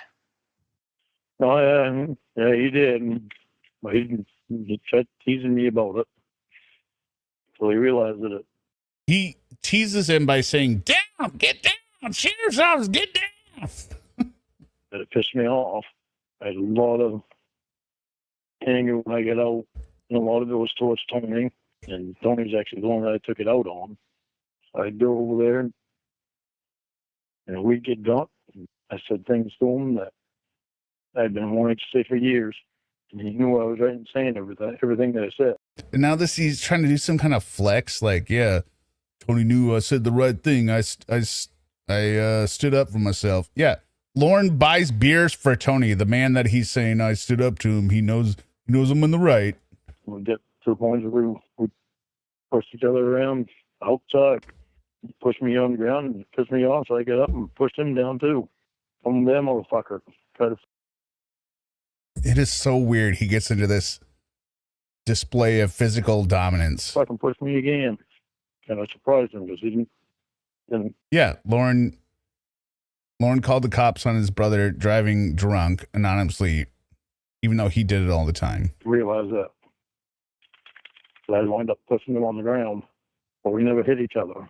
I think that a lot of your anger was displaced, like it was being placed in different people, in different situations, because you didn't want to. He is trying so desperately to point the finger at anyone else in this conversation as well. Like, yeah, don't you see this person's a piece of shit? This person's a piece of shit. And Tiffany's just deflecting all of it. Nope. To admit what you did and your actual responsibility in it as being 100%.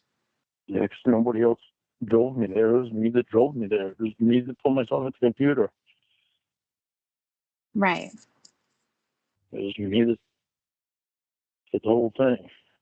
So I know that there's stuff that has gone on since then on the computer about you. Yeah. I don't know everything, but it looks like there's a lot of stuff. And from what I gather, it all comes down to these excuses that you've had. I mean, just scratching the surface, just looking at some of the comments that people have made, some of the posts and things like that, there's a lot of anger. Yeah, and he already tried that earlier a little bit. Goes with, like, how is this guy denying what he did? He's actually saying he didn't want to go there. He didn't want to talk to her like that. Is he seriously doing that? Like, what the fuck? And even on your channel, your own. Yeah, and for those who don't know, I've said it before a couple times. When Lorne got out of prison, he went and started a YouTube channel to quote unquote cash in on his celebrity status of being on NBC. That's how little Lorne thought of his own crimes. That people would actually hate him. He's just like, oh, well, now I'm a known name. Any press is good press. And he denied everything he did. We'll watch that video again tomorrow night, the mac and cheese excuse, which is ridiculous. But even most of his videos are insanely stupid. So that's why the catfishing happened. Own videos were 100% denial. I know. And that's why you've been trolled so hard. That's why stuff has happened. It seems to me the response from other people has been completely negative because you're in denial and everybody knows better. Everybody knows better.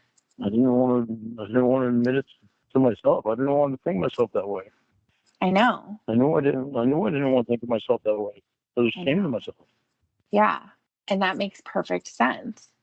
And so when they're getting these responses and these videos about how, well, I'm going to tell you why I went there. And it all comes down to my family and how they treated me. And it's like, wait a minute. I thought this was going to be about how he ended up there.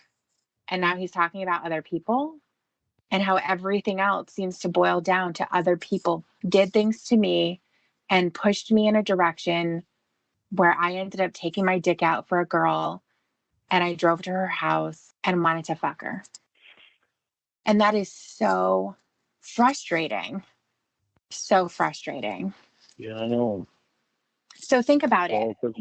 When I talked to you last time, you were talking about he committed a crime against a poor 12-year-old girl. And his excuse was... They're talking about another person in the RSO class now, by the way, if that isn't serious or obvious. I was drunk and I blacked out. And so it happened. And I'm going to move on with my life now. You did not accept that reason. You were thinking to yourself, being drunk is...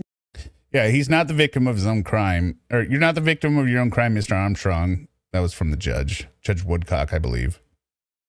He is the victim of his own denial. No excuse for what you did. Yeah. And that's what everyone has been hearing from you. Yeah, I know. Well, I have the same affliction, Green-Boy. I have body positive dysmorphia. Because I didn't want to admit it. And now you have. I hate myself for it. I don't want to hate myself. It's so hard to live with it, knowing what I did. Mm-hmm. And now what you're going to be able to do is use the resources that you have available to make yourself better, to keep going deeper and to keep getting an understanding and not backslide. Because there's going to be a lot of people, Lorne, who are never, ever going to forgive you. Ever. Those could be people who don't know you at all.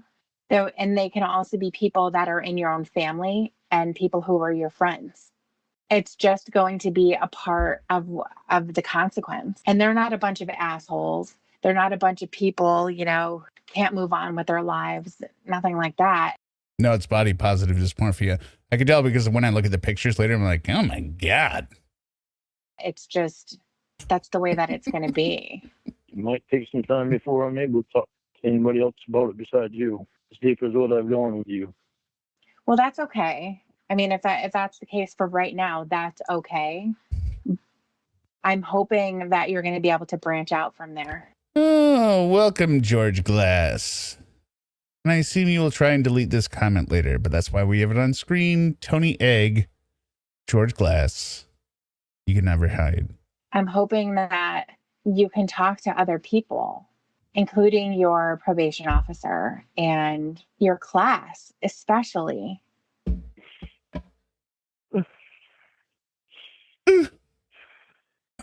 Hate is fake crying.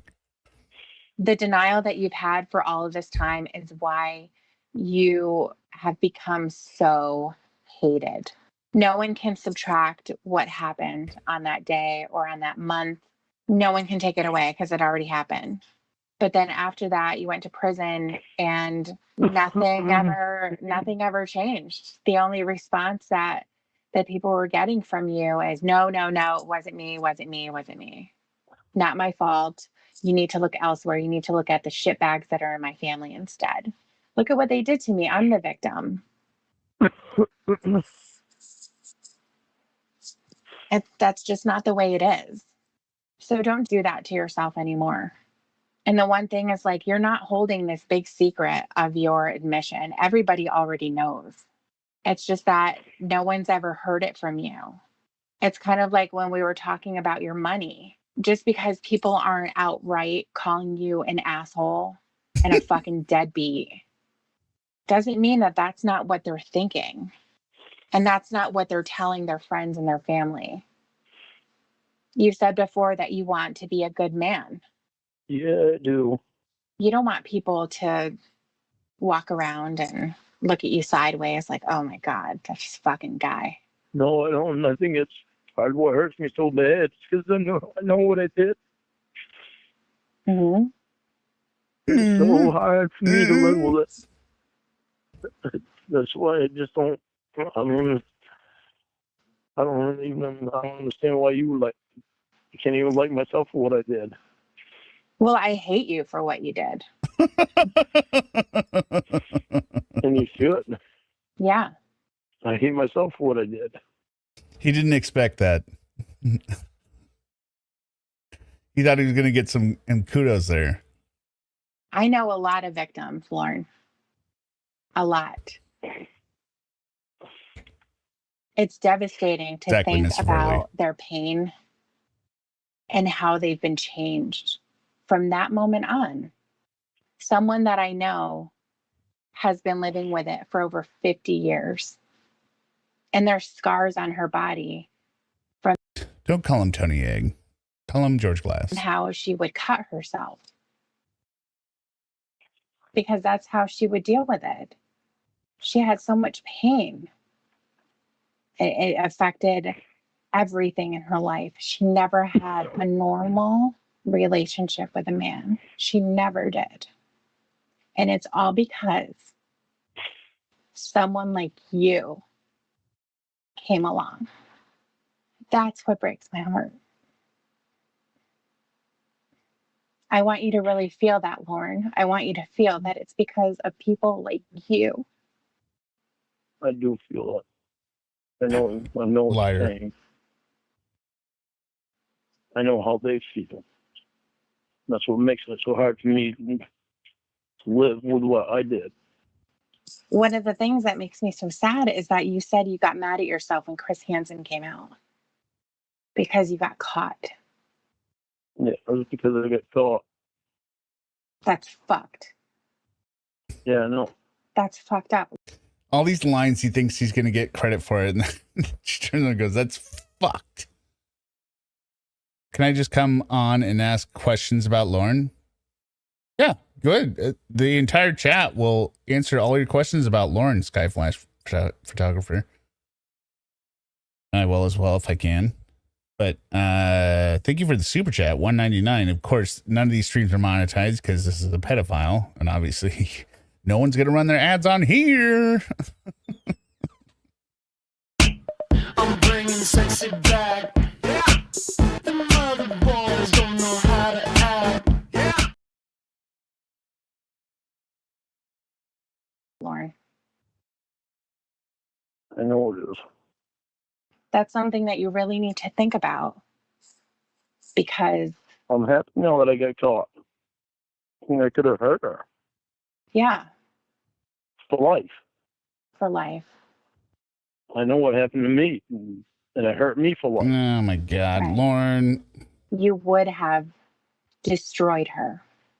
Your intention to do what you did was to destroy her because you were horny. I was selfish. You were selfish, and all you thought about was your dick. He was selfish. He wasn't horny. Pathetic. Is what he It's wants. sick. It's Just draw the fucked line up. at. Every disgusting word that you can possibly think of, that's what it is. That is why sexual predators like you are at the bottom of the barrel. Nobody gives a fuck. Give it to That's him, why Tiffany. You Do were it. probably in protective custody. Is that right? Yeah. Yes. In jail. In prison, I was in general population. Okay. Were you ever in protective custody in prison? No. What type of a Well, let me ask you, Skyflash photographer, have you watched all 13 nights of the Lornography? That's the most important question at this point. Skyflash photographer, have you watched all 13 nights of Lornography? cell block were you in? Were you in with people like you? No. So you were in with people who Some were had like, some had similar charges. Others had murder charges. okay, Others had drug charges. It was general population. okay. Well, the reason why you were in protective custody when you were in jail is because you could have been killed. Yeah. Mm-hmm. But anybody in jail could have been killed. Well, no, in particular, someone like you. Yeah. I'm thinking about the possibility of you totally changing your story and going back to how it was before. What? Going back into denial. I'm not going to go back into denial. You're going to be the only one that I get this in depth with it as both for a while.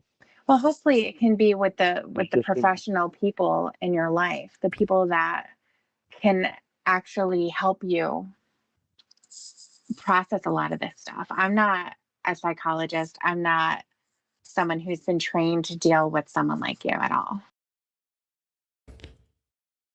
Okay, so Skyflash photographer, just want to clear. I'm not picking you on at all. I'm using you as a great real world example of what I think people are missing. How are we hearing these recordings? Why? How are they recorded? Is he in jail all the time? No, he's been released.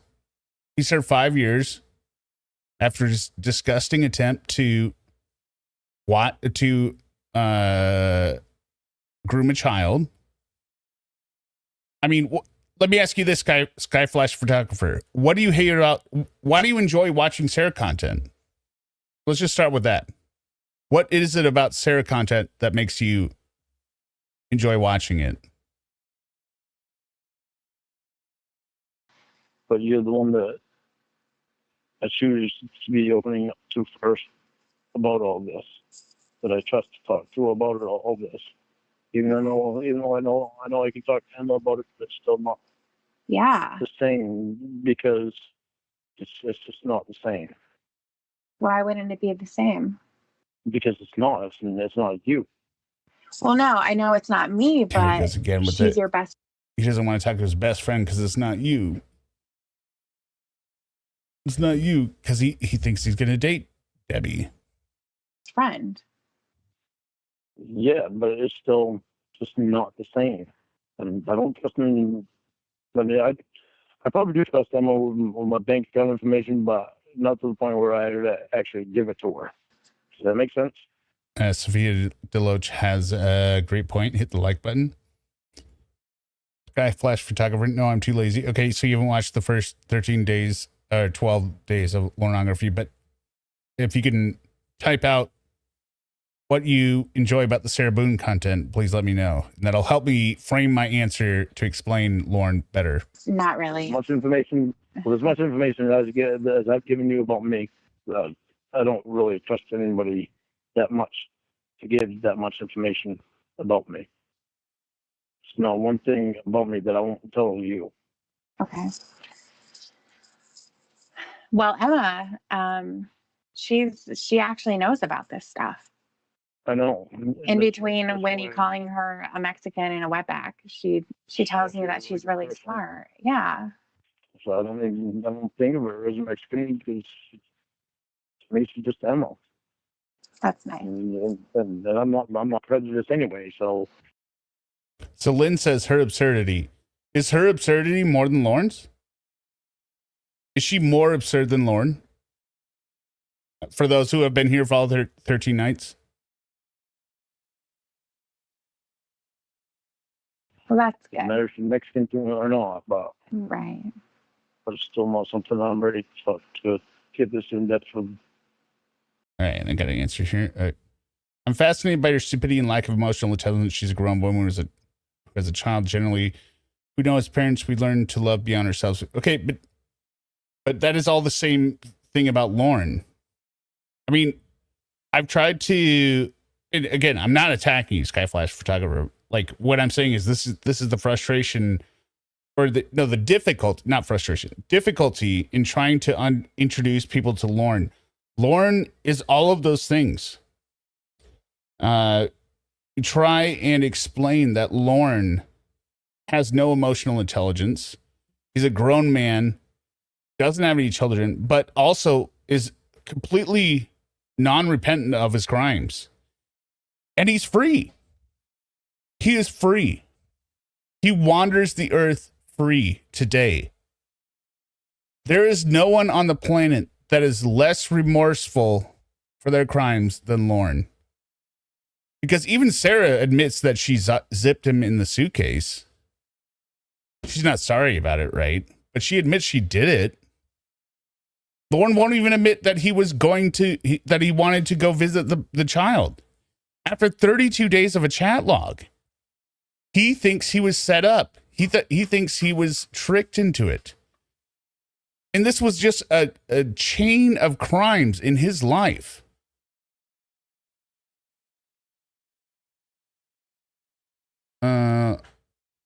Okay, but Lorne didn't harm any child.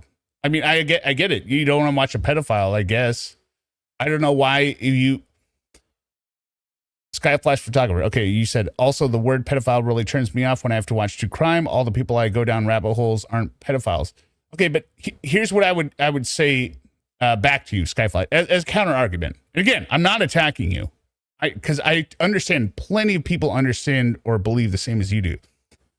Why is it less important to mock a pedophile than it is a murderer? Because the only thing Lorne wants is for people to stop paying attention to him. So the opposite of that is putting him on the internet forever, reminding everyone of who he is and what he is, because he's out free and he tries to get off probation in the RSO registry all the time because he doesn't want anyone to remember his past. That is the whole point. That's why we have to watch it. It just so happens that he's, historically, like, monumentally stupid, that it makes it hilarious in his word salad. But that's the difference, I guess. Memorable.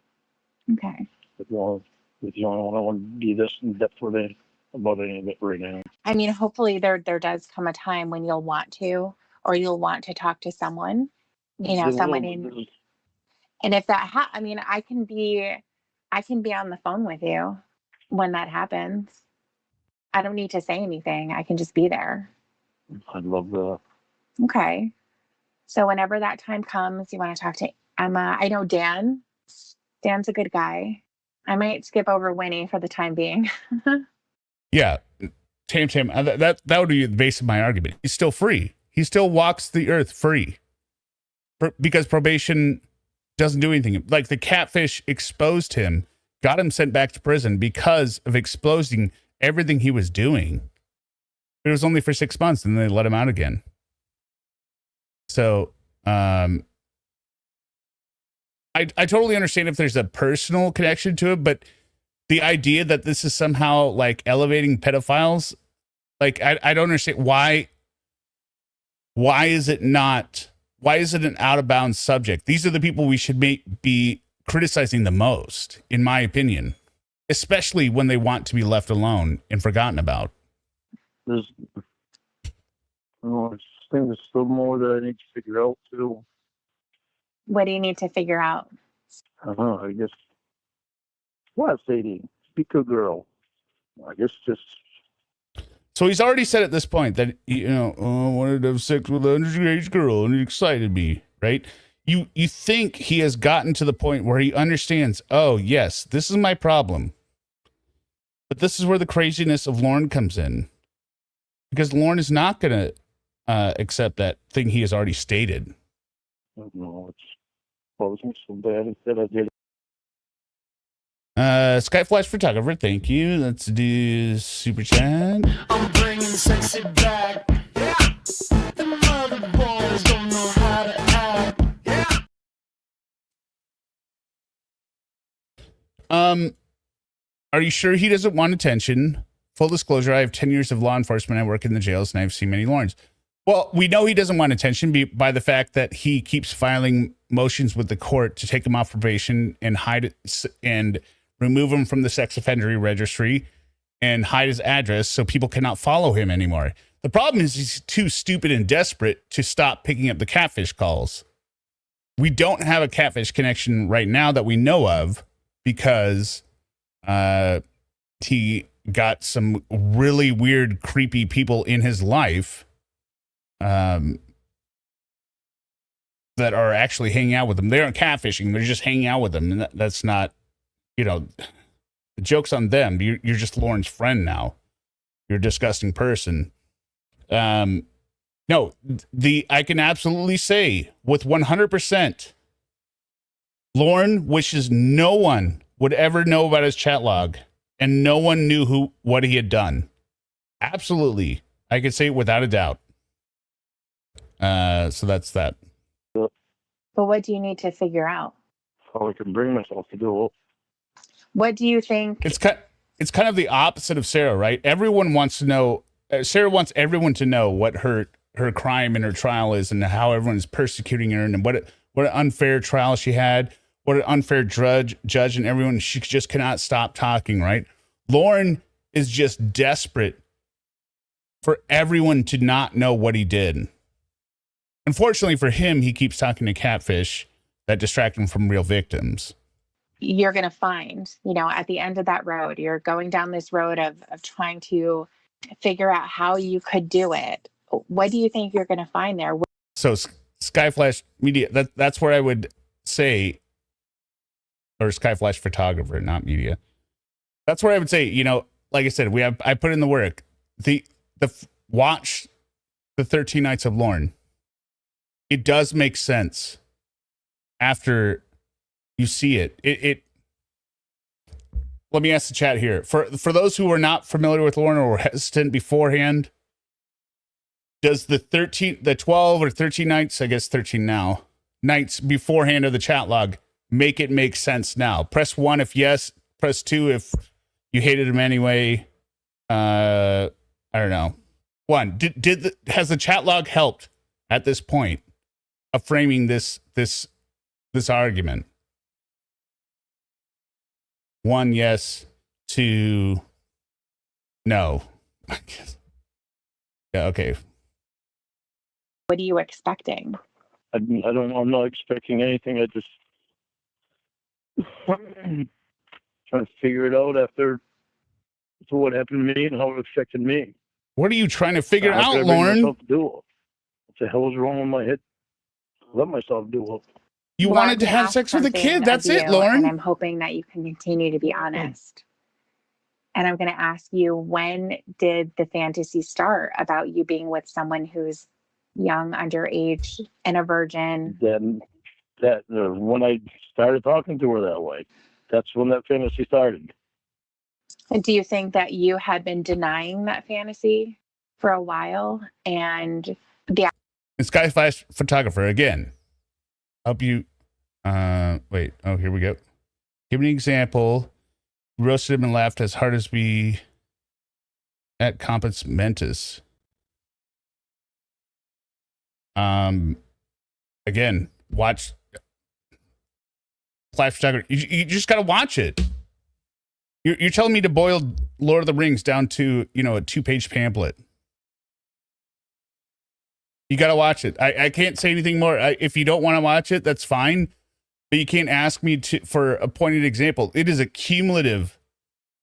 It is a cumulative embarrassment and just a total failure of a life. I laugh more at Lorne than Compos Mentis.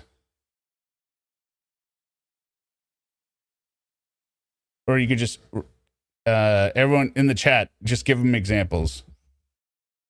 opportunity presented itself in But I thank you for the question. more of a safe way, and that's why you're able to engage in it. Maybe.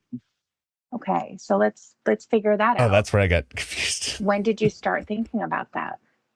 Something I have to think about because I don't know right off the bat. But it And I will tell you, if I given a choice, I lock up Sarah, or I let Sarah go, and I put Lorne in prison. Lorne is way more dangerous than Sarah. was before that night. That's what I don't know. I can't remember ever thinking like that.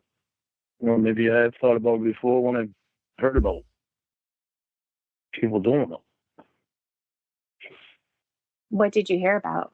on the news. People doing it, or stories that people told me. So this is where he talks about getting aroused. Yeah, no, I got it. Skyflash Media, thank you for the super chat. Let's. I think I missed you on the last one, so we'll do the full super chat media for you here. Cash, claws, money, meow, meow, hear me out. Wigs, voices, money, meow, meow, hear me out. Copyright strikes, meow, meow, hear me out. True crime, morals, meow, meow, hear me out. Delay streams, money, meow, meow, hear me out. Exterior questions, money, meow, meow, hear me out. Math errors, raging, meow, meow, hear me out. No real talent, meow, meow, hear me out. Thank you for both the super chats. Okay. Yeah, I know you're both of them. I mean, I guess I'll boil it down to this. Like Skyflash, and this isn't to generate clicks or whatever. Like I generally put, like I said, none of these streams are monetized. I'm doing this to just have a central repository of his chat log so somebody can watch it before, because as a Lorneographer, what I missed was like a central thing where I could see it all the way through. Like with consistent voices and stuff. Not criticizing anyone. Not criticizing anyone who does it. That's not me. It's just I wanted to do it the way I wanted, where it was an encompassing set of videos. But honestly, Skyfire, it's like trying to say prove Lori Daybell's guilty with an opening statement or like one sentence, right? You got to see all the evidence. It is a cumulative set of evidence, and that's what makes it so hard to describe to other people of why he's so pathetic and disturbingly funny in terms of his patheticness. Why he's so much more dangerous than Sarah. Yeah. About people doing it. Maybe that's when thought started about it. So you would hear maybe something similar, an older man. Yeah. No, I don't think it's a guy thing at all. I think most of the people who are Lornographers are women. Being with a young girl who was a virgin. No, yes, Brian would be her next victim. I'm not saying Sarah is necessarily safe out there. I'm saying given a choice between locking up Lorne or Sarah, I lock up Lorne.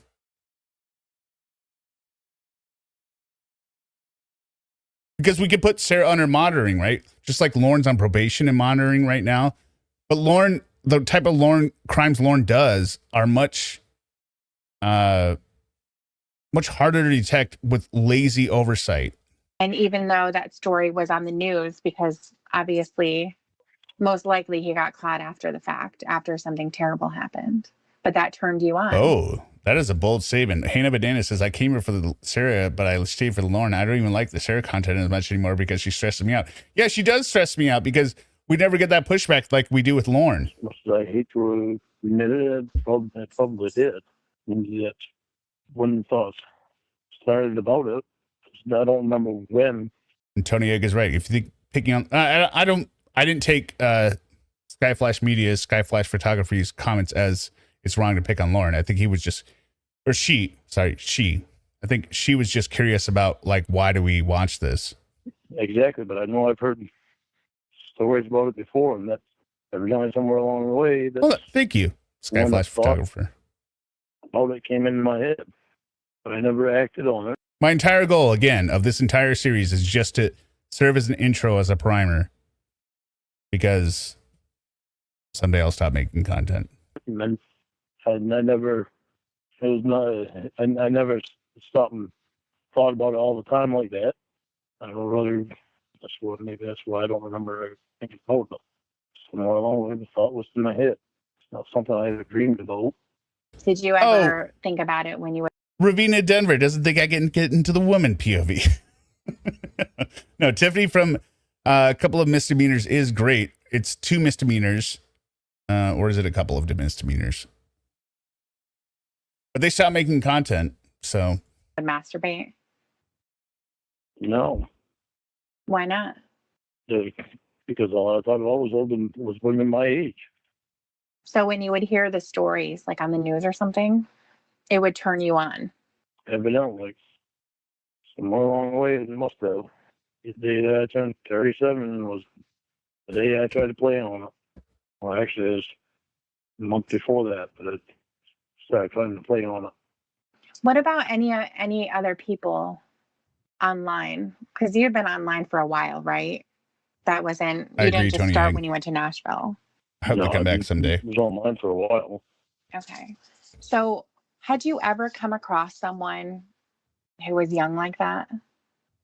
No. I mean, I know you weren't going into teenage chat rooms and stuff. You were going into adult chat rooms, but obviously we know that there's nothing really stopping anyone from going in there. They can do whatever they want. Yeah, but I never. Well, the ones that I talked to, one was Amanda James, which her actual name was Leslie Miller. Polynomial Purebred, $4.99 at Skyflash. I am female and newish to this content. I can help too. Well, yes, the chat. My chat is great. Anyone can answer questions for you. Like I said, it's a very simple question with a very long answer that cannot be easily distilled. But let's see. Let's give you. I know Polynomial Purebred loves the kitties, so let's go ahead with this one. Sexy lover, I've been watching you for a while. I must admit I'm digging your style, and I can't my eyes off you. No. Come to the middle of the floor, let me show you how we go. Girl, come close to me, follow my lead. Now let me hit ya and spin ya. 'Cause girl, I wanna get with you. If it's alright with you, can I show you what a love can do?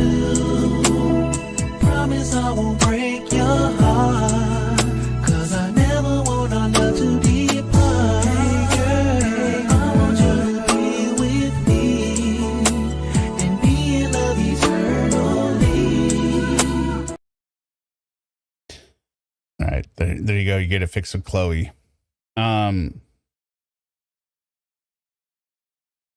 Yeah, I appreciate it. Okay, meow meow. It's such a hard, heavy topic. I love how Hear Me Out next Eric use humor to soften the delivery. I mean, the humor is we are looking at it as for what it is from the entire perspective of him talking to a decoy while saying this stuff, and then imagining him saying this stuff to real people. It's never within the chat log, so I mean that's kind of the, that's probably where we veer differently than others. We don't ever consider it to be a real person. We just consider it to be Lorne and his continued failure. Even just casually, 30.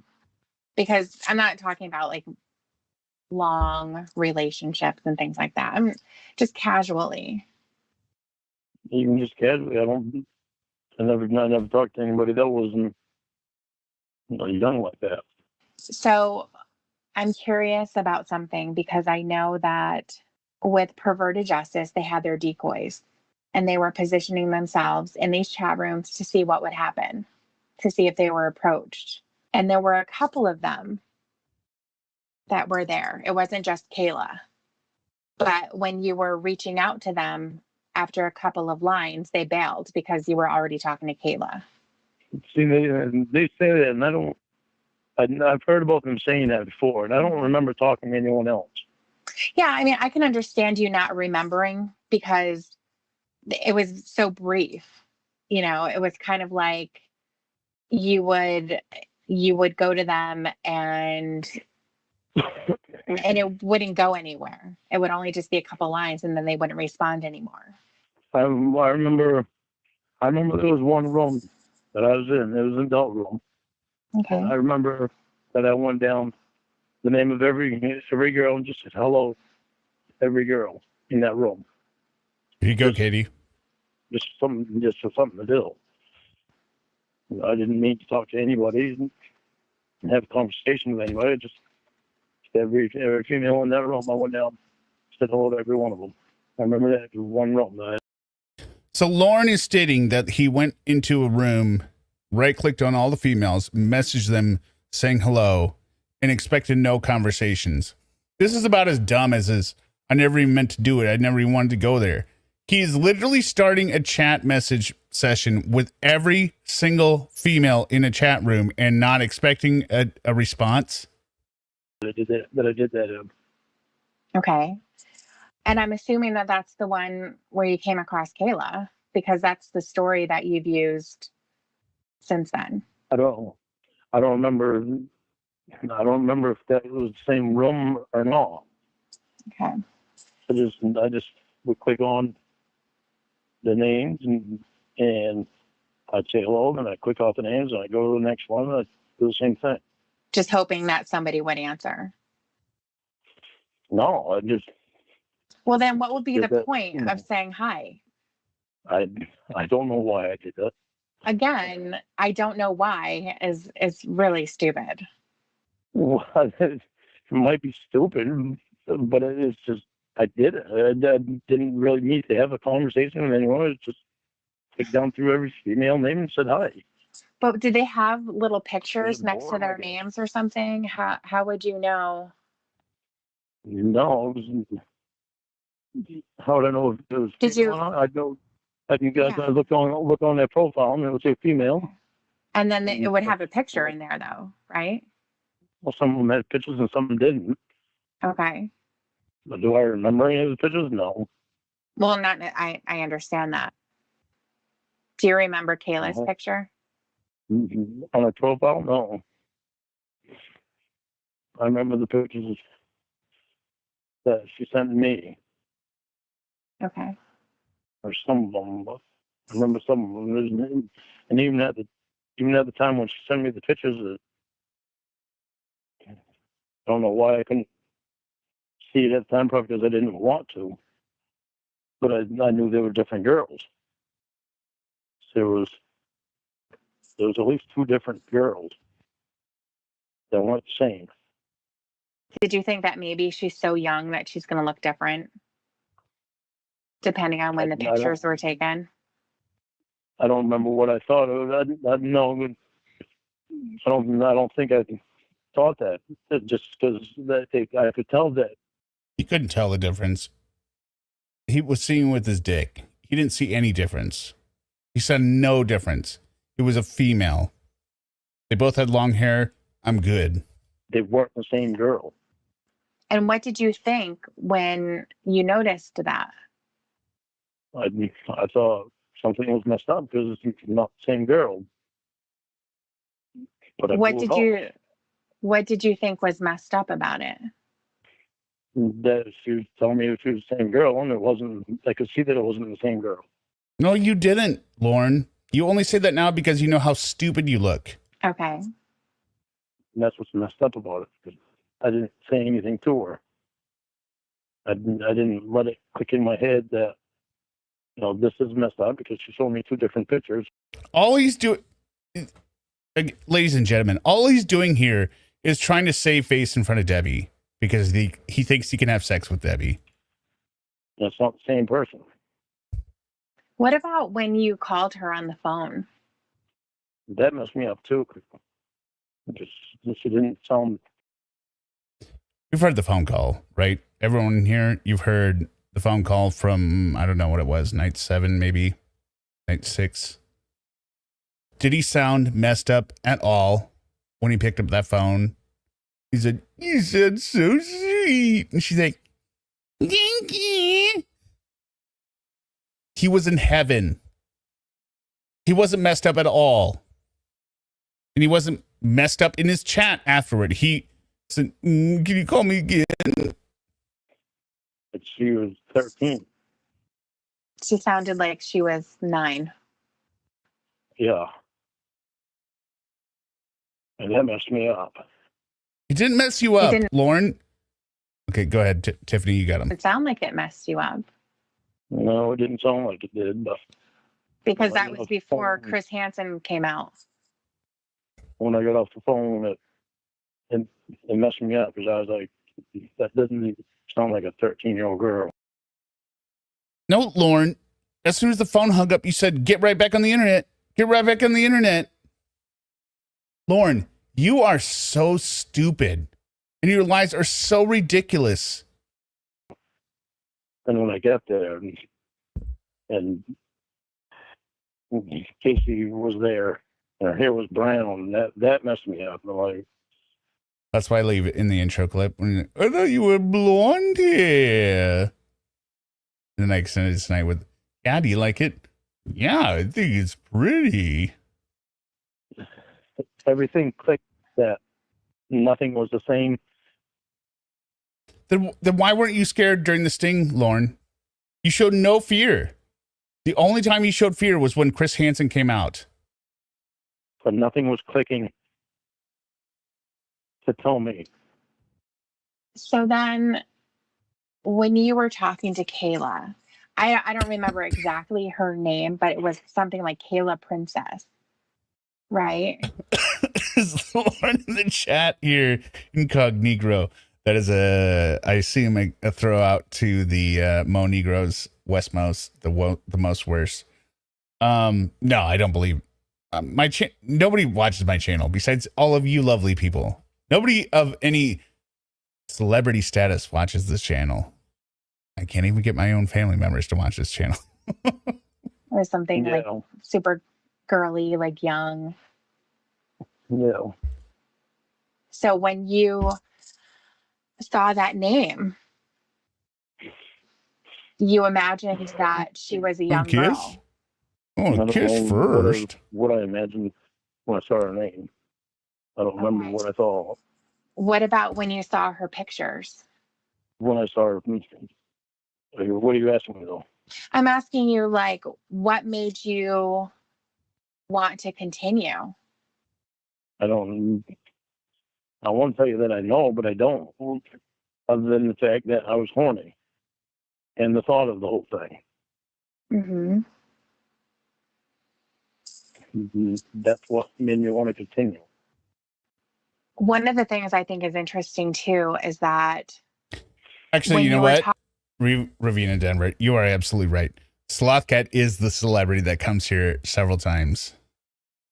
I mean, he's basically royalty right here. So, I mean, I didn't mean to diss Slothcat with what I meant was with like the real world people, right? Sarah's not watching my channel. The flying monkeys aren't watching my channel. Lorne isn't watching my channel. That's what I mean by that. talking to her on the phone, so there's a couple of things. You see her name, it's obviously a kid's name. You say hi to her. How old is she? She says she's 13. Let it play. Eventually, I'll be right you back. talk to her on the phone. She sounds like a little baby, literally. I know.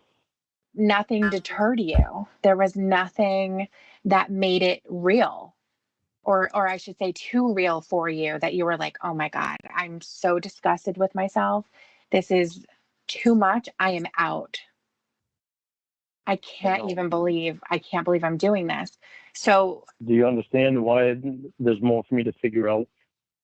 well, there's more for you to admit. The answers are there. We've already been through some of them. You're just burying them because you don't want to say it. You pull out your security blanket that says, I didn't want to go. I never even meant to do it. I've never had those types of thoughts before. I'm not attracted to young girls like that. I'm not that guy. My family and friends know me. They know I would never hurt a child. I've always loved kids. All of those things come out because the question of why you did it and how could you do it are way too difficult for you to answer. There's absolutely nothing to figure out, Lorne. You already know. I did it because I was horny and the thought of it. Right. And the thought of it did not just pop out that day when you saw her. It didn't just materialize that day. You've been fantasizing about this for a long time. And finally, it became safe for you to push it further, to actually say the words to her. But I've never masturbated to it. I've never sat there and like at the day, all the fucking crap that I said to her. I've never sat there and thought about this stuff like that. The internet. Shit, I skipped back. Does anyone think he never masturbated to it? Failed because you were already talking to Kayla. Did we On already the hear news this? because obviously, most likely he got caught after the fact, after something terrible happened. But that turned you on. As much as I hate to admit it, Did we already hear this part? Let me know. it probably did. And that's when thoughts started about it. I don't remember when exactly, but I know I've heard stories about it before, and that's evidently somewhere along the way, that's when a thought about it came into my head. But I never acted on it, and then I never. Oh, thank you, Hannah Banana. I never stopped and thought about it all the time like that. I don't really. Maybe that's why I don't remember thinking about it. Somewhere along the way, the thought was in my head. He's literally saying he doesn't remember because he did not jack to it. Well, yeah, he never did not jack to it. It's not something I ever dreamed about. Did you Thank you, ever Hannah think Banana. about it when you would masturbate? No, Why not? because all I thought about was women my age. Bullshit. So when you would hear the stories, like on the news, We know. Okay, so spoiler alert. We know later from his polygraph and his psych report that when he talks about masturbating to women of his own age. He says he readily gives the information that he is jerking off to women of his own age, but that he went to high school with. So he is jerking off to images of the middle school or the teenagers he went to high school with, but he says, no, they're my own age because I'm the same age as them. And he doesn't understand, like, yeah, but you're thinking of them as teenagers, Lorne. He goes, yeah, well, I wasn't really thinking about that. This isn't the psych report he gave to the Catfish to prove he wasn't attracted to children. News or something, it would turn you on. Evidently. Somewhere along the way, it must have. The day that I turned 37 was the day I tried to play on it. Well, actually, it was a month before that. And we know that's a lie. He tried grooming Molly and Melissa online before that. Started trying to play on it. What about any other people online? Because you've been online for a while, right? You didn't just start when you went to Nashville. No, I was online for a while. Okay. So had you ever come across someone who was young like that? No. I mean, I know you weren't going into teenage chat rooms and stuff. You were going into adult chat rooms, but obviously we know that there's nothing really stopping anyone from going in there. They can do whatever they want.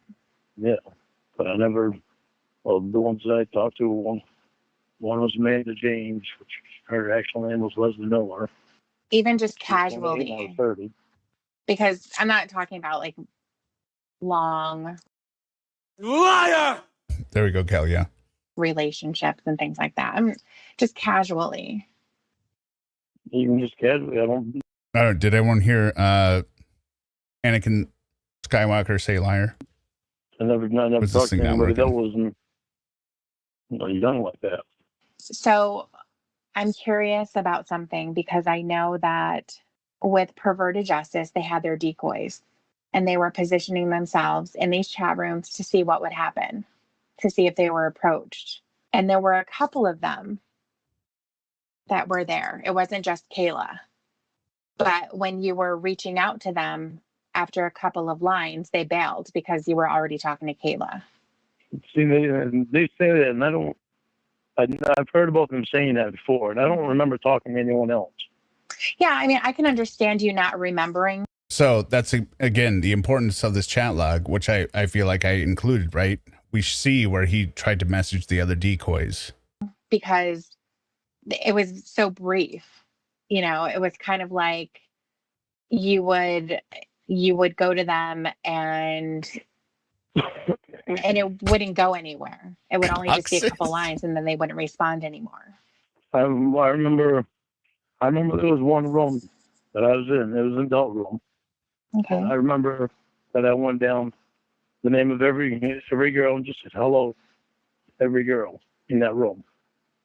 Just for something to do. I didn't mean to talk to anybody. Wait, am I crazy? Did we not already hear this part? Have we been hearing repeat on because he's going to describe it again? I feel like maybe I'm crazy because I actually hit the back button earlier. Have a conversation with anybody. Just every female in that room, I went down, said hello to every one of them. I remember that one room that I did that in. Oh yeah, he said I wasn't meaning to have a conversation with him, and he's saying just something to do now. Okay. Wait, we did this part. And I'm assuming that that's the one where you came across Kayla, because that's the story that you've used since then. Well, I asked if we were too far back and nobody said anything. I don't remember if that was the same room or not. Okay.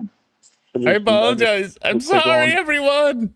The names and I'd say hello, and I click off the names, and I go to the next one, and I do the same thing.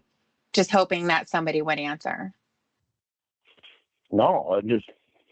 Well, then what would be the point of saying hi? I don't know why I did that. Again, I don't know why. No, it is my fault because I hit back. It's really stupid. Well, it might be stupid, but it's just, I did it. I didn't really need to have a conversation with anyone. It's just clicked down through every female name and said hi. Yeah, we all get enjoyment out of it, Did they right? have little pictures next to their names or something? How would you know? No,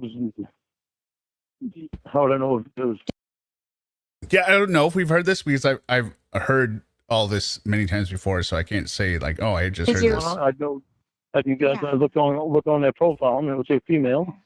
And then it would have a picture in there, though, right? Well, some of them had pictures and some didn't. Okay. But do I remember any of the pictures? No. Well, not. I understand that. Do you remember Kayla's Uh-huh. picture? On her profile, no.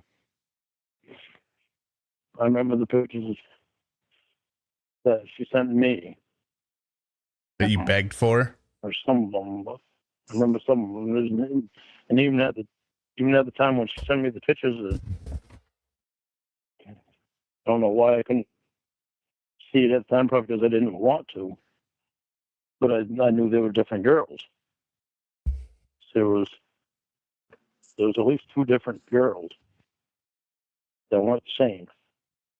Did you think that maybe she's so young that she's going to look different, depending on when the I don't- pictures were taken? I don't remember what I thought of it. I know. I don't think I thought that. Just because Hey, Eric Lorne. Okay, I I gotcha. could tell that they weren't the same girl. And what did you think when you noticed that? I thought something was messed up because it's not the same girl. But What did you think was messed up about it? That she was telling me she was the same girl, and it wasn't. I could see that it wasn't the same girl, Okay. and that's what's messed up about it. 'Cause I didn't say anything to her. I didn't let it click in my head that this is messed up because she showed me two different pictures, and it's not the same person. What about when you called her on the phone? That messed me up too. 'Cause Oh, yeah, we already heard she this. didn't sound like she was I 13. don't know. She sounded like she was 9. Yeah. And that messed me up. I guess we'll just keep going. It didn't sound like it messed you up, No, it didn't sound like it did, but because that was He was before so Chris happy. Hansen came out. when I got off the phone, it messed me up because I was like, that doesn't even sound like a 13-year-old girl. And when I got there, and But even if you take his statement for truth, oh, wait a minute. That doesn't sound like a 13-year-old. It should mess you up if it sounded like a 13-year-old girl, Lorne.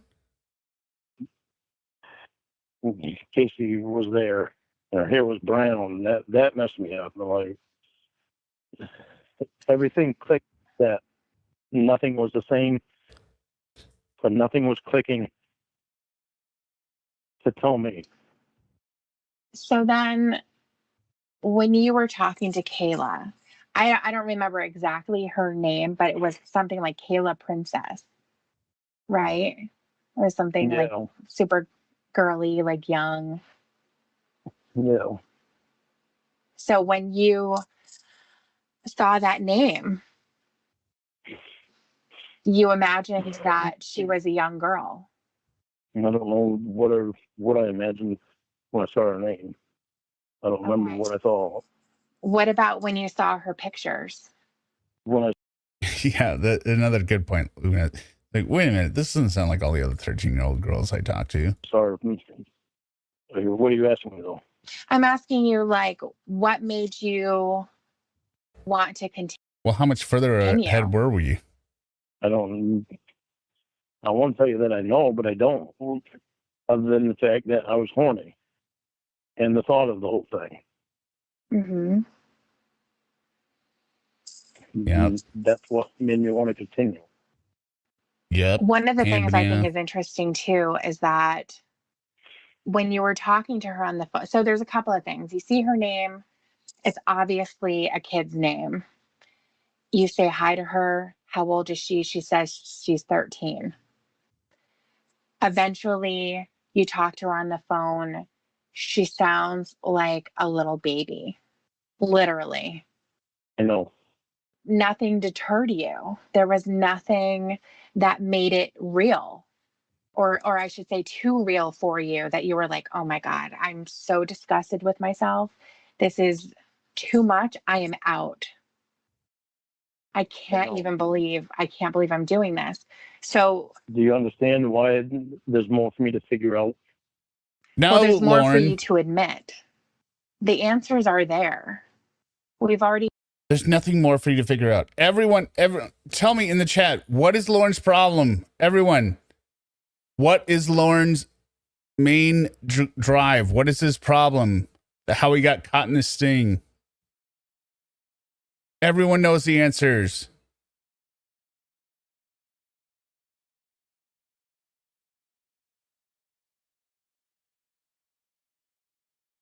If anyone wants to say it.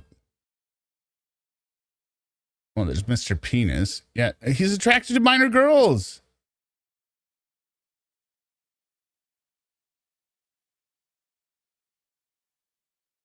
Been through some of them. You're just burying them because you don't want to say it. You pull out your security blanket that says, I didn't want to go. I never even meant to do it. I've never had those types of thoughts before. I'm not attracted to young girls like that. I'm not that guy. My family and friends know me. They know I would never hurt a child. I've always loved kids. All of those things come out. Just not in that way. Because the question of why you did it and how could you do it are way too difficult for you to answer. There's absolutely nothing to figure out, Lorne. You already know. I did it because I was horny and the thought of it. Right.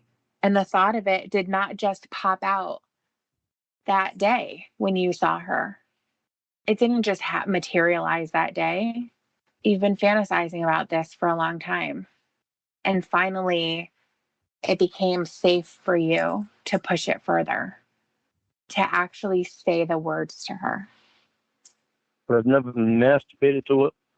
I've never sat there. Oh, okay. And Here's the second instance of masturbation. That's where I got tricked. like at the day, all the fucking crap that I said to her. I've never sat there and thought about this stuff like that. I've never sat there and had big fantasies of having sex with an underage girl.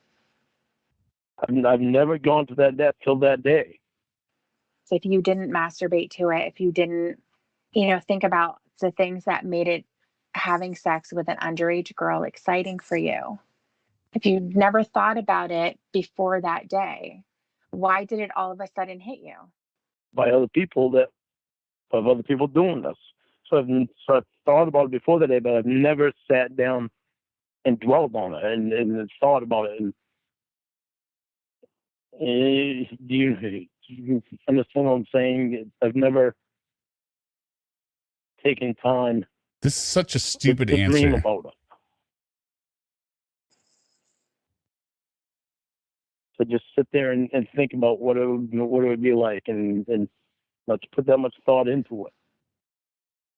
Well, when you say that, I can imagine that you wouldn't necessarily think of like every single detail, like where you would be, what her name would be, that, that type of thing.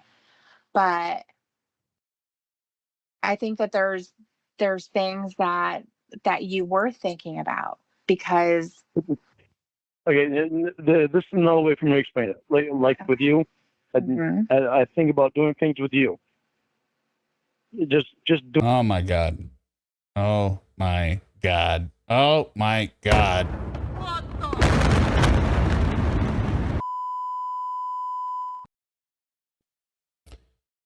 Lorne, you were going to tell your love interest that you think about doing things with her, and you're going to compare it with the thoughts you had about a child, but you didn't really do it.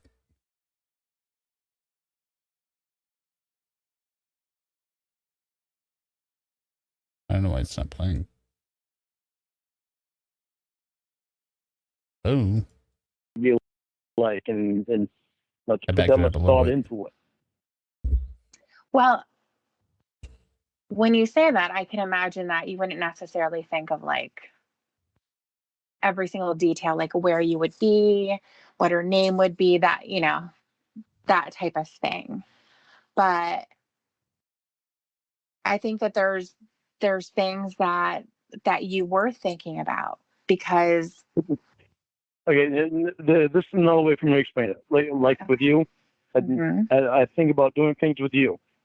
Oh my Just God. doing things. I think about just going out to eat with you and just doing things with you. I think about it all That's the the way I time. thought about with my minor bride. I never did that. To sit there and fantasize about having sex with an underage girl like that. But what I've would never you think taken that about much then? time out of my day to think about that. But what would you think about then? What would happen? Okay, so you're sitting at home, you hear a story on the news about a child who was molested, and something turns you on about that. What happens then? There's just the thought in my head of it because of being mentioned on the news, and then the thought of it, and I just tried to think about it, actually happening. Okay, so when you think about it actually happening, what's happening? It just was, just to try to picture it in my head. What would you try to picture? Why would you try and picture that in your head?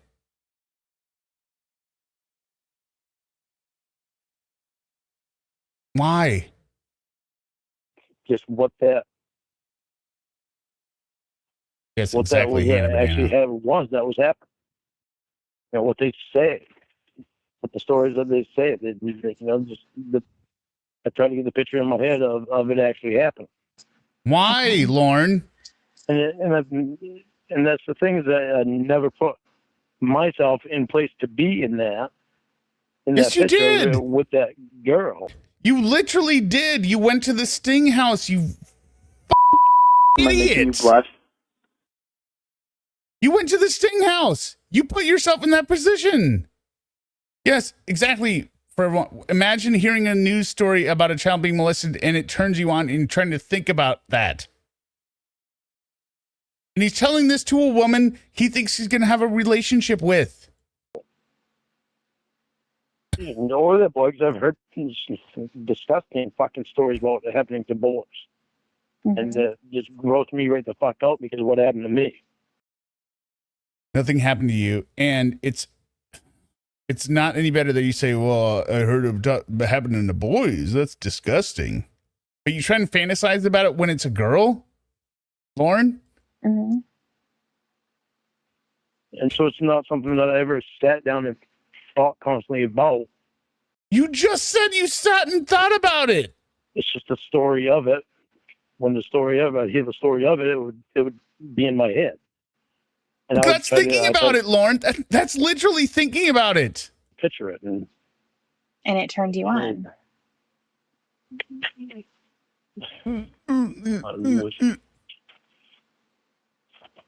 Maybe somewhere along the way it did.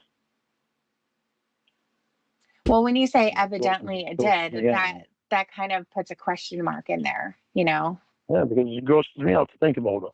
Right. But that's what it grosses me out that it turned me on. Right. So there is no question mark.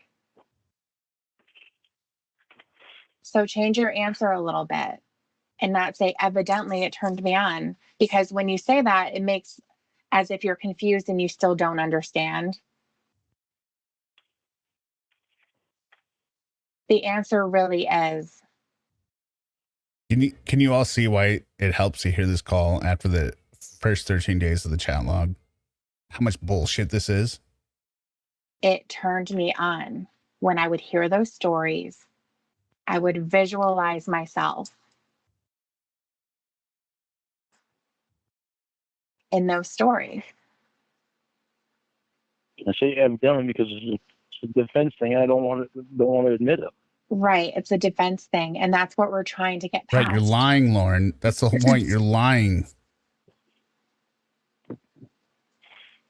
That's what's been blocking you this whole time. All these defenses that you're putting up there when you already know the answer. But I hate the answer. I know you hate the answer. But that answer is part of you.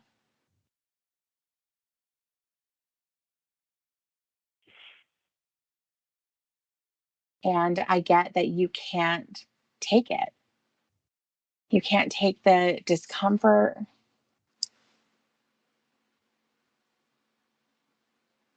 You know, I wonder if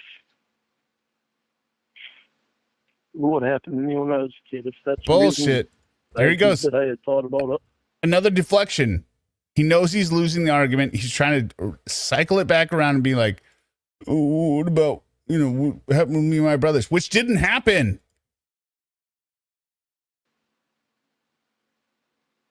Well, I think that that's something in particular that maybe Emma can help you about, talk about, or that's something that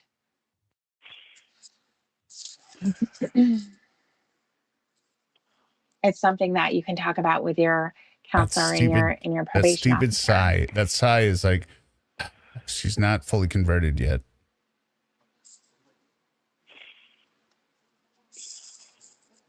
Stupid sniffling. Yes, he's trying to manipulate her, but he's an idiot.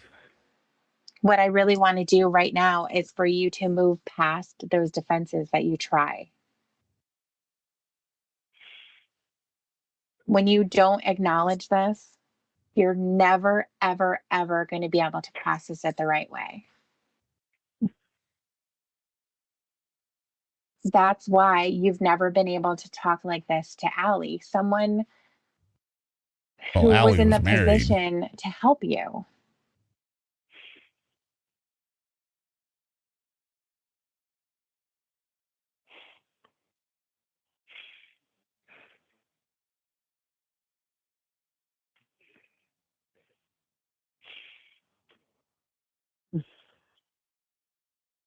It's actually worse than arguing about. The fucking thing back to when I was a kid. That happened to me. So fucking mad about that. Shut up, Lorne. It's a speed up story. You never mentioned it till after you went to RSO class for 7 years and you didn't pass. And I've seen all your Facebook relative photos, Lorne. All of your family looks 100% normal and stable. You are the outlier. You and Roy.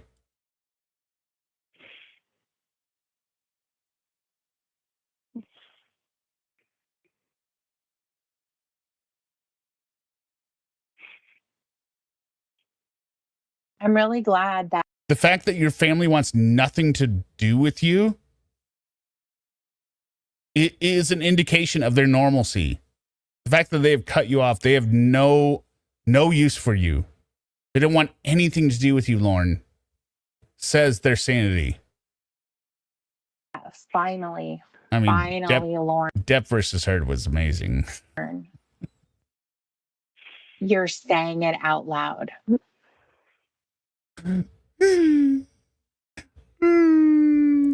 Lorne.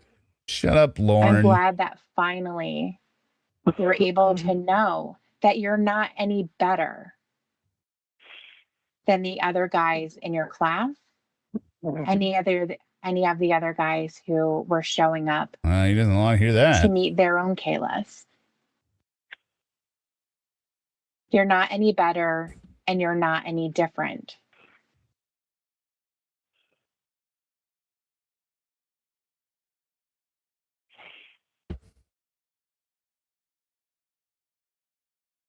It really sucks to have to sit in there and listen to some things that they've done. So I wanted to ask you this. Lorne is a king of fake crying, though. It's probably going to sound upsetting to you, but I want you to keep with being honest and open.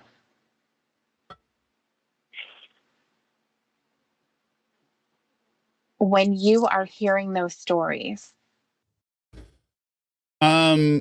At this Do point, you get turned on? Skyflash photographer, I would say he's not turned on. What he's doing is his heavy breathing is his fake crying. He's trying to get sympathy, being like, because he wants to date Debbie, the woman he's confessing his pedophilia to. And he's trying to make it seem like, oh, I'm such a bad, I was so hurt, you know, all this stuff I did that's blamed on this other stuff that happened to me. You're gonna feel sorry for me. That's his heavy breathing, because he does this all the time. But thank you for the $1.99 Skyflash photographer. I'm bringing sexy back. And it just occurred to me, you probably don't know who X Derek is in the storyline since you haven't watched 1 through 12, but you should watch it, and this will be a lot funnier to you.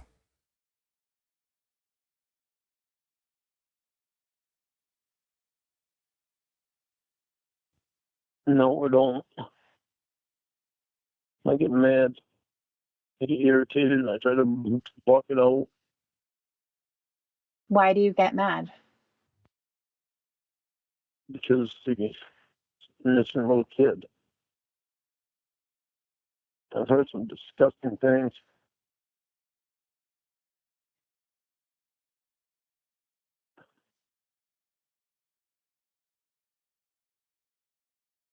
Do you feel that things have changed for you since back when you were hearing the stories about men molesting children, when it did turn you on and you would visualize those circumstances?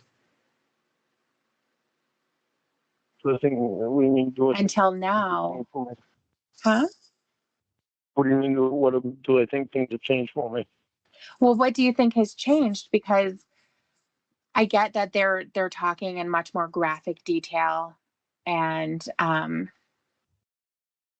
things like that, but essentially it's the same situation as you hearing about a child. Oh, gotta just hit the back button, but I didn't back out because I turned on the macro thing. So could have lost the stream there. In a sexual position. Yeah, it's changed Exactly, for me a lot. Luminessa. What's changed? I can have a hard time sitting there listening to it. The stories that I'm hearing these people that they've done. I've had a really hard time sitting there listening to them. Yeah, but not really, Lauren, right? Sometimes Because you kind of enjoy it. Get up and punch them. You're not going to get up and punch anyone, Lauren. Do you think that you're better than them? 100% he does. Do I think I'm better than them? Yeah, or different? Yeah, he does. I don't think I'm better than them. The reason I say that is because they just have more of a problem. Why? So we can't stay away from that. He not only hates the people that know about it, he hates people that got away with it. Lorne absolutely believes he shouldn't be on NBC in the sex offender registry because he never actually got to do it. Right? All these other people got to do it, and he didn't. And yet he suffers the same punishment. Sometimes more. But he's on the lifetime RSO. He's that much of a disgusting freak.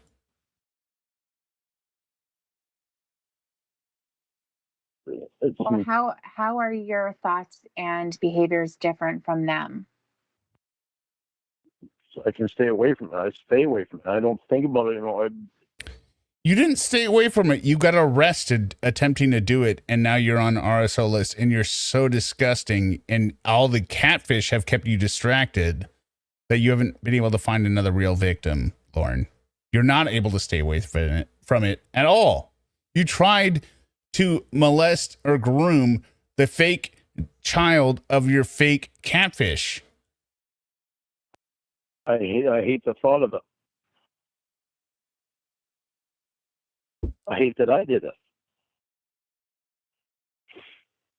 I hate the thought of a kid being hurt.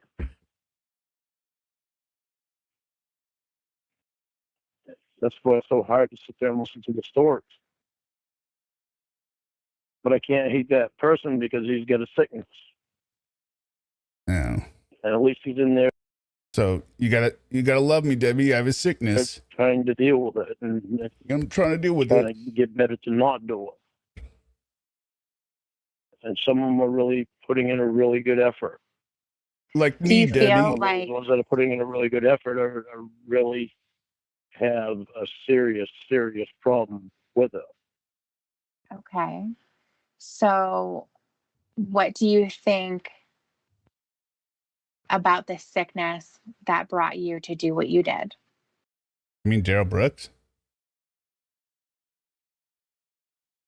Yeah, I have some videos on him. But I think, thank God, I don't have it as bad as what some of these other people have it. Okay. Some of these other people, it's like a drug to them. Mm-hmm. And I thank God all the time that I'm not in the position that they're in. So the position that they're in is different because they have at least one real victim. And the position that they're in is that they're addicted to it. They won't stop, but they have a problem with stopping. What are they having a problem stopping? It's their thoughts. Okay. Their thoughts of how they want to do it again and then do it. And the thoughts of how it excites them to think about what they did. Mm-hmm. It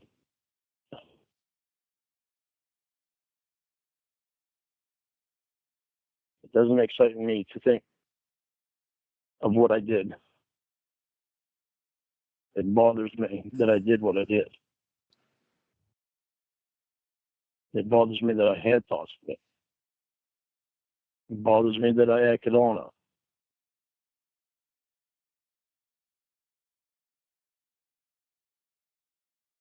It bothers me to talk about it.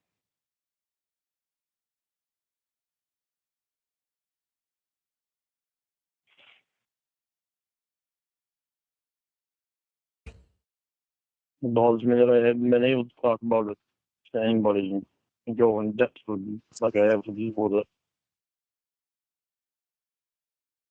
It bothers me that it eats me alive.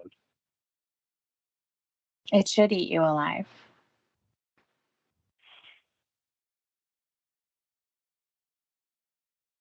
As soon as you become accepting or you've reached total acceptance of what you've done,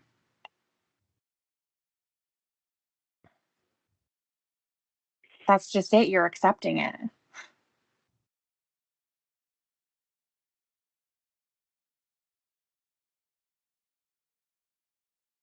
It's hard to accept stuff. I hate thinking about it. I know. I hate thinking that I did it.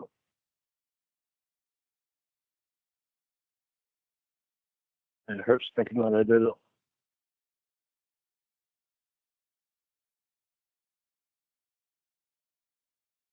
All right. So we're gonna stop it there for tonight. I mean, he just kind of rambles on and just cycles back around to being like saying, I need to know how to do it. And I got to edit show for tomorrow and all that kind of stuff. And got big things for the birthday tomorrow. I will end this stream again with the seal only portion of the intro with the outro. I'm glad everyone loved that intro because Kissy Face Rose, how could it not be just that perfect? But hopefully I will see you all here again tomorrow night for the big birthday splash celebration. We're going to have lots of fun after night 14. So love you all. Thanks a lot. Delete your archives and I'll see you tomorrow. 6:15 Pacific. Ba-ya-ya, ba-da-da, ba-ya-ya, ba-da-da, ba-da-da.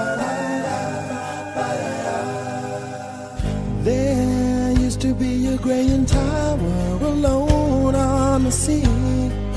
Love remains a drug that's the high. I thought you had blonde hair. Do you like it? I think it's pretty. The light that you shine can't be seen.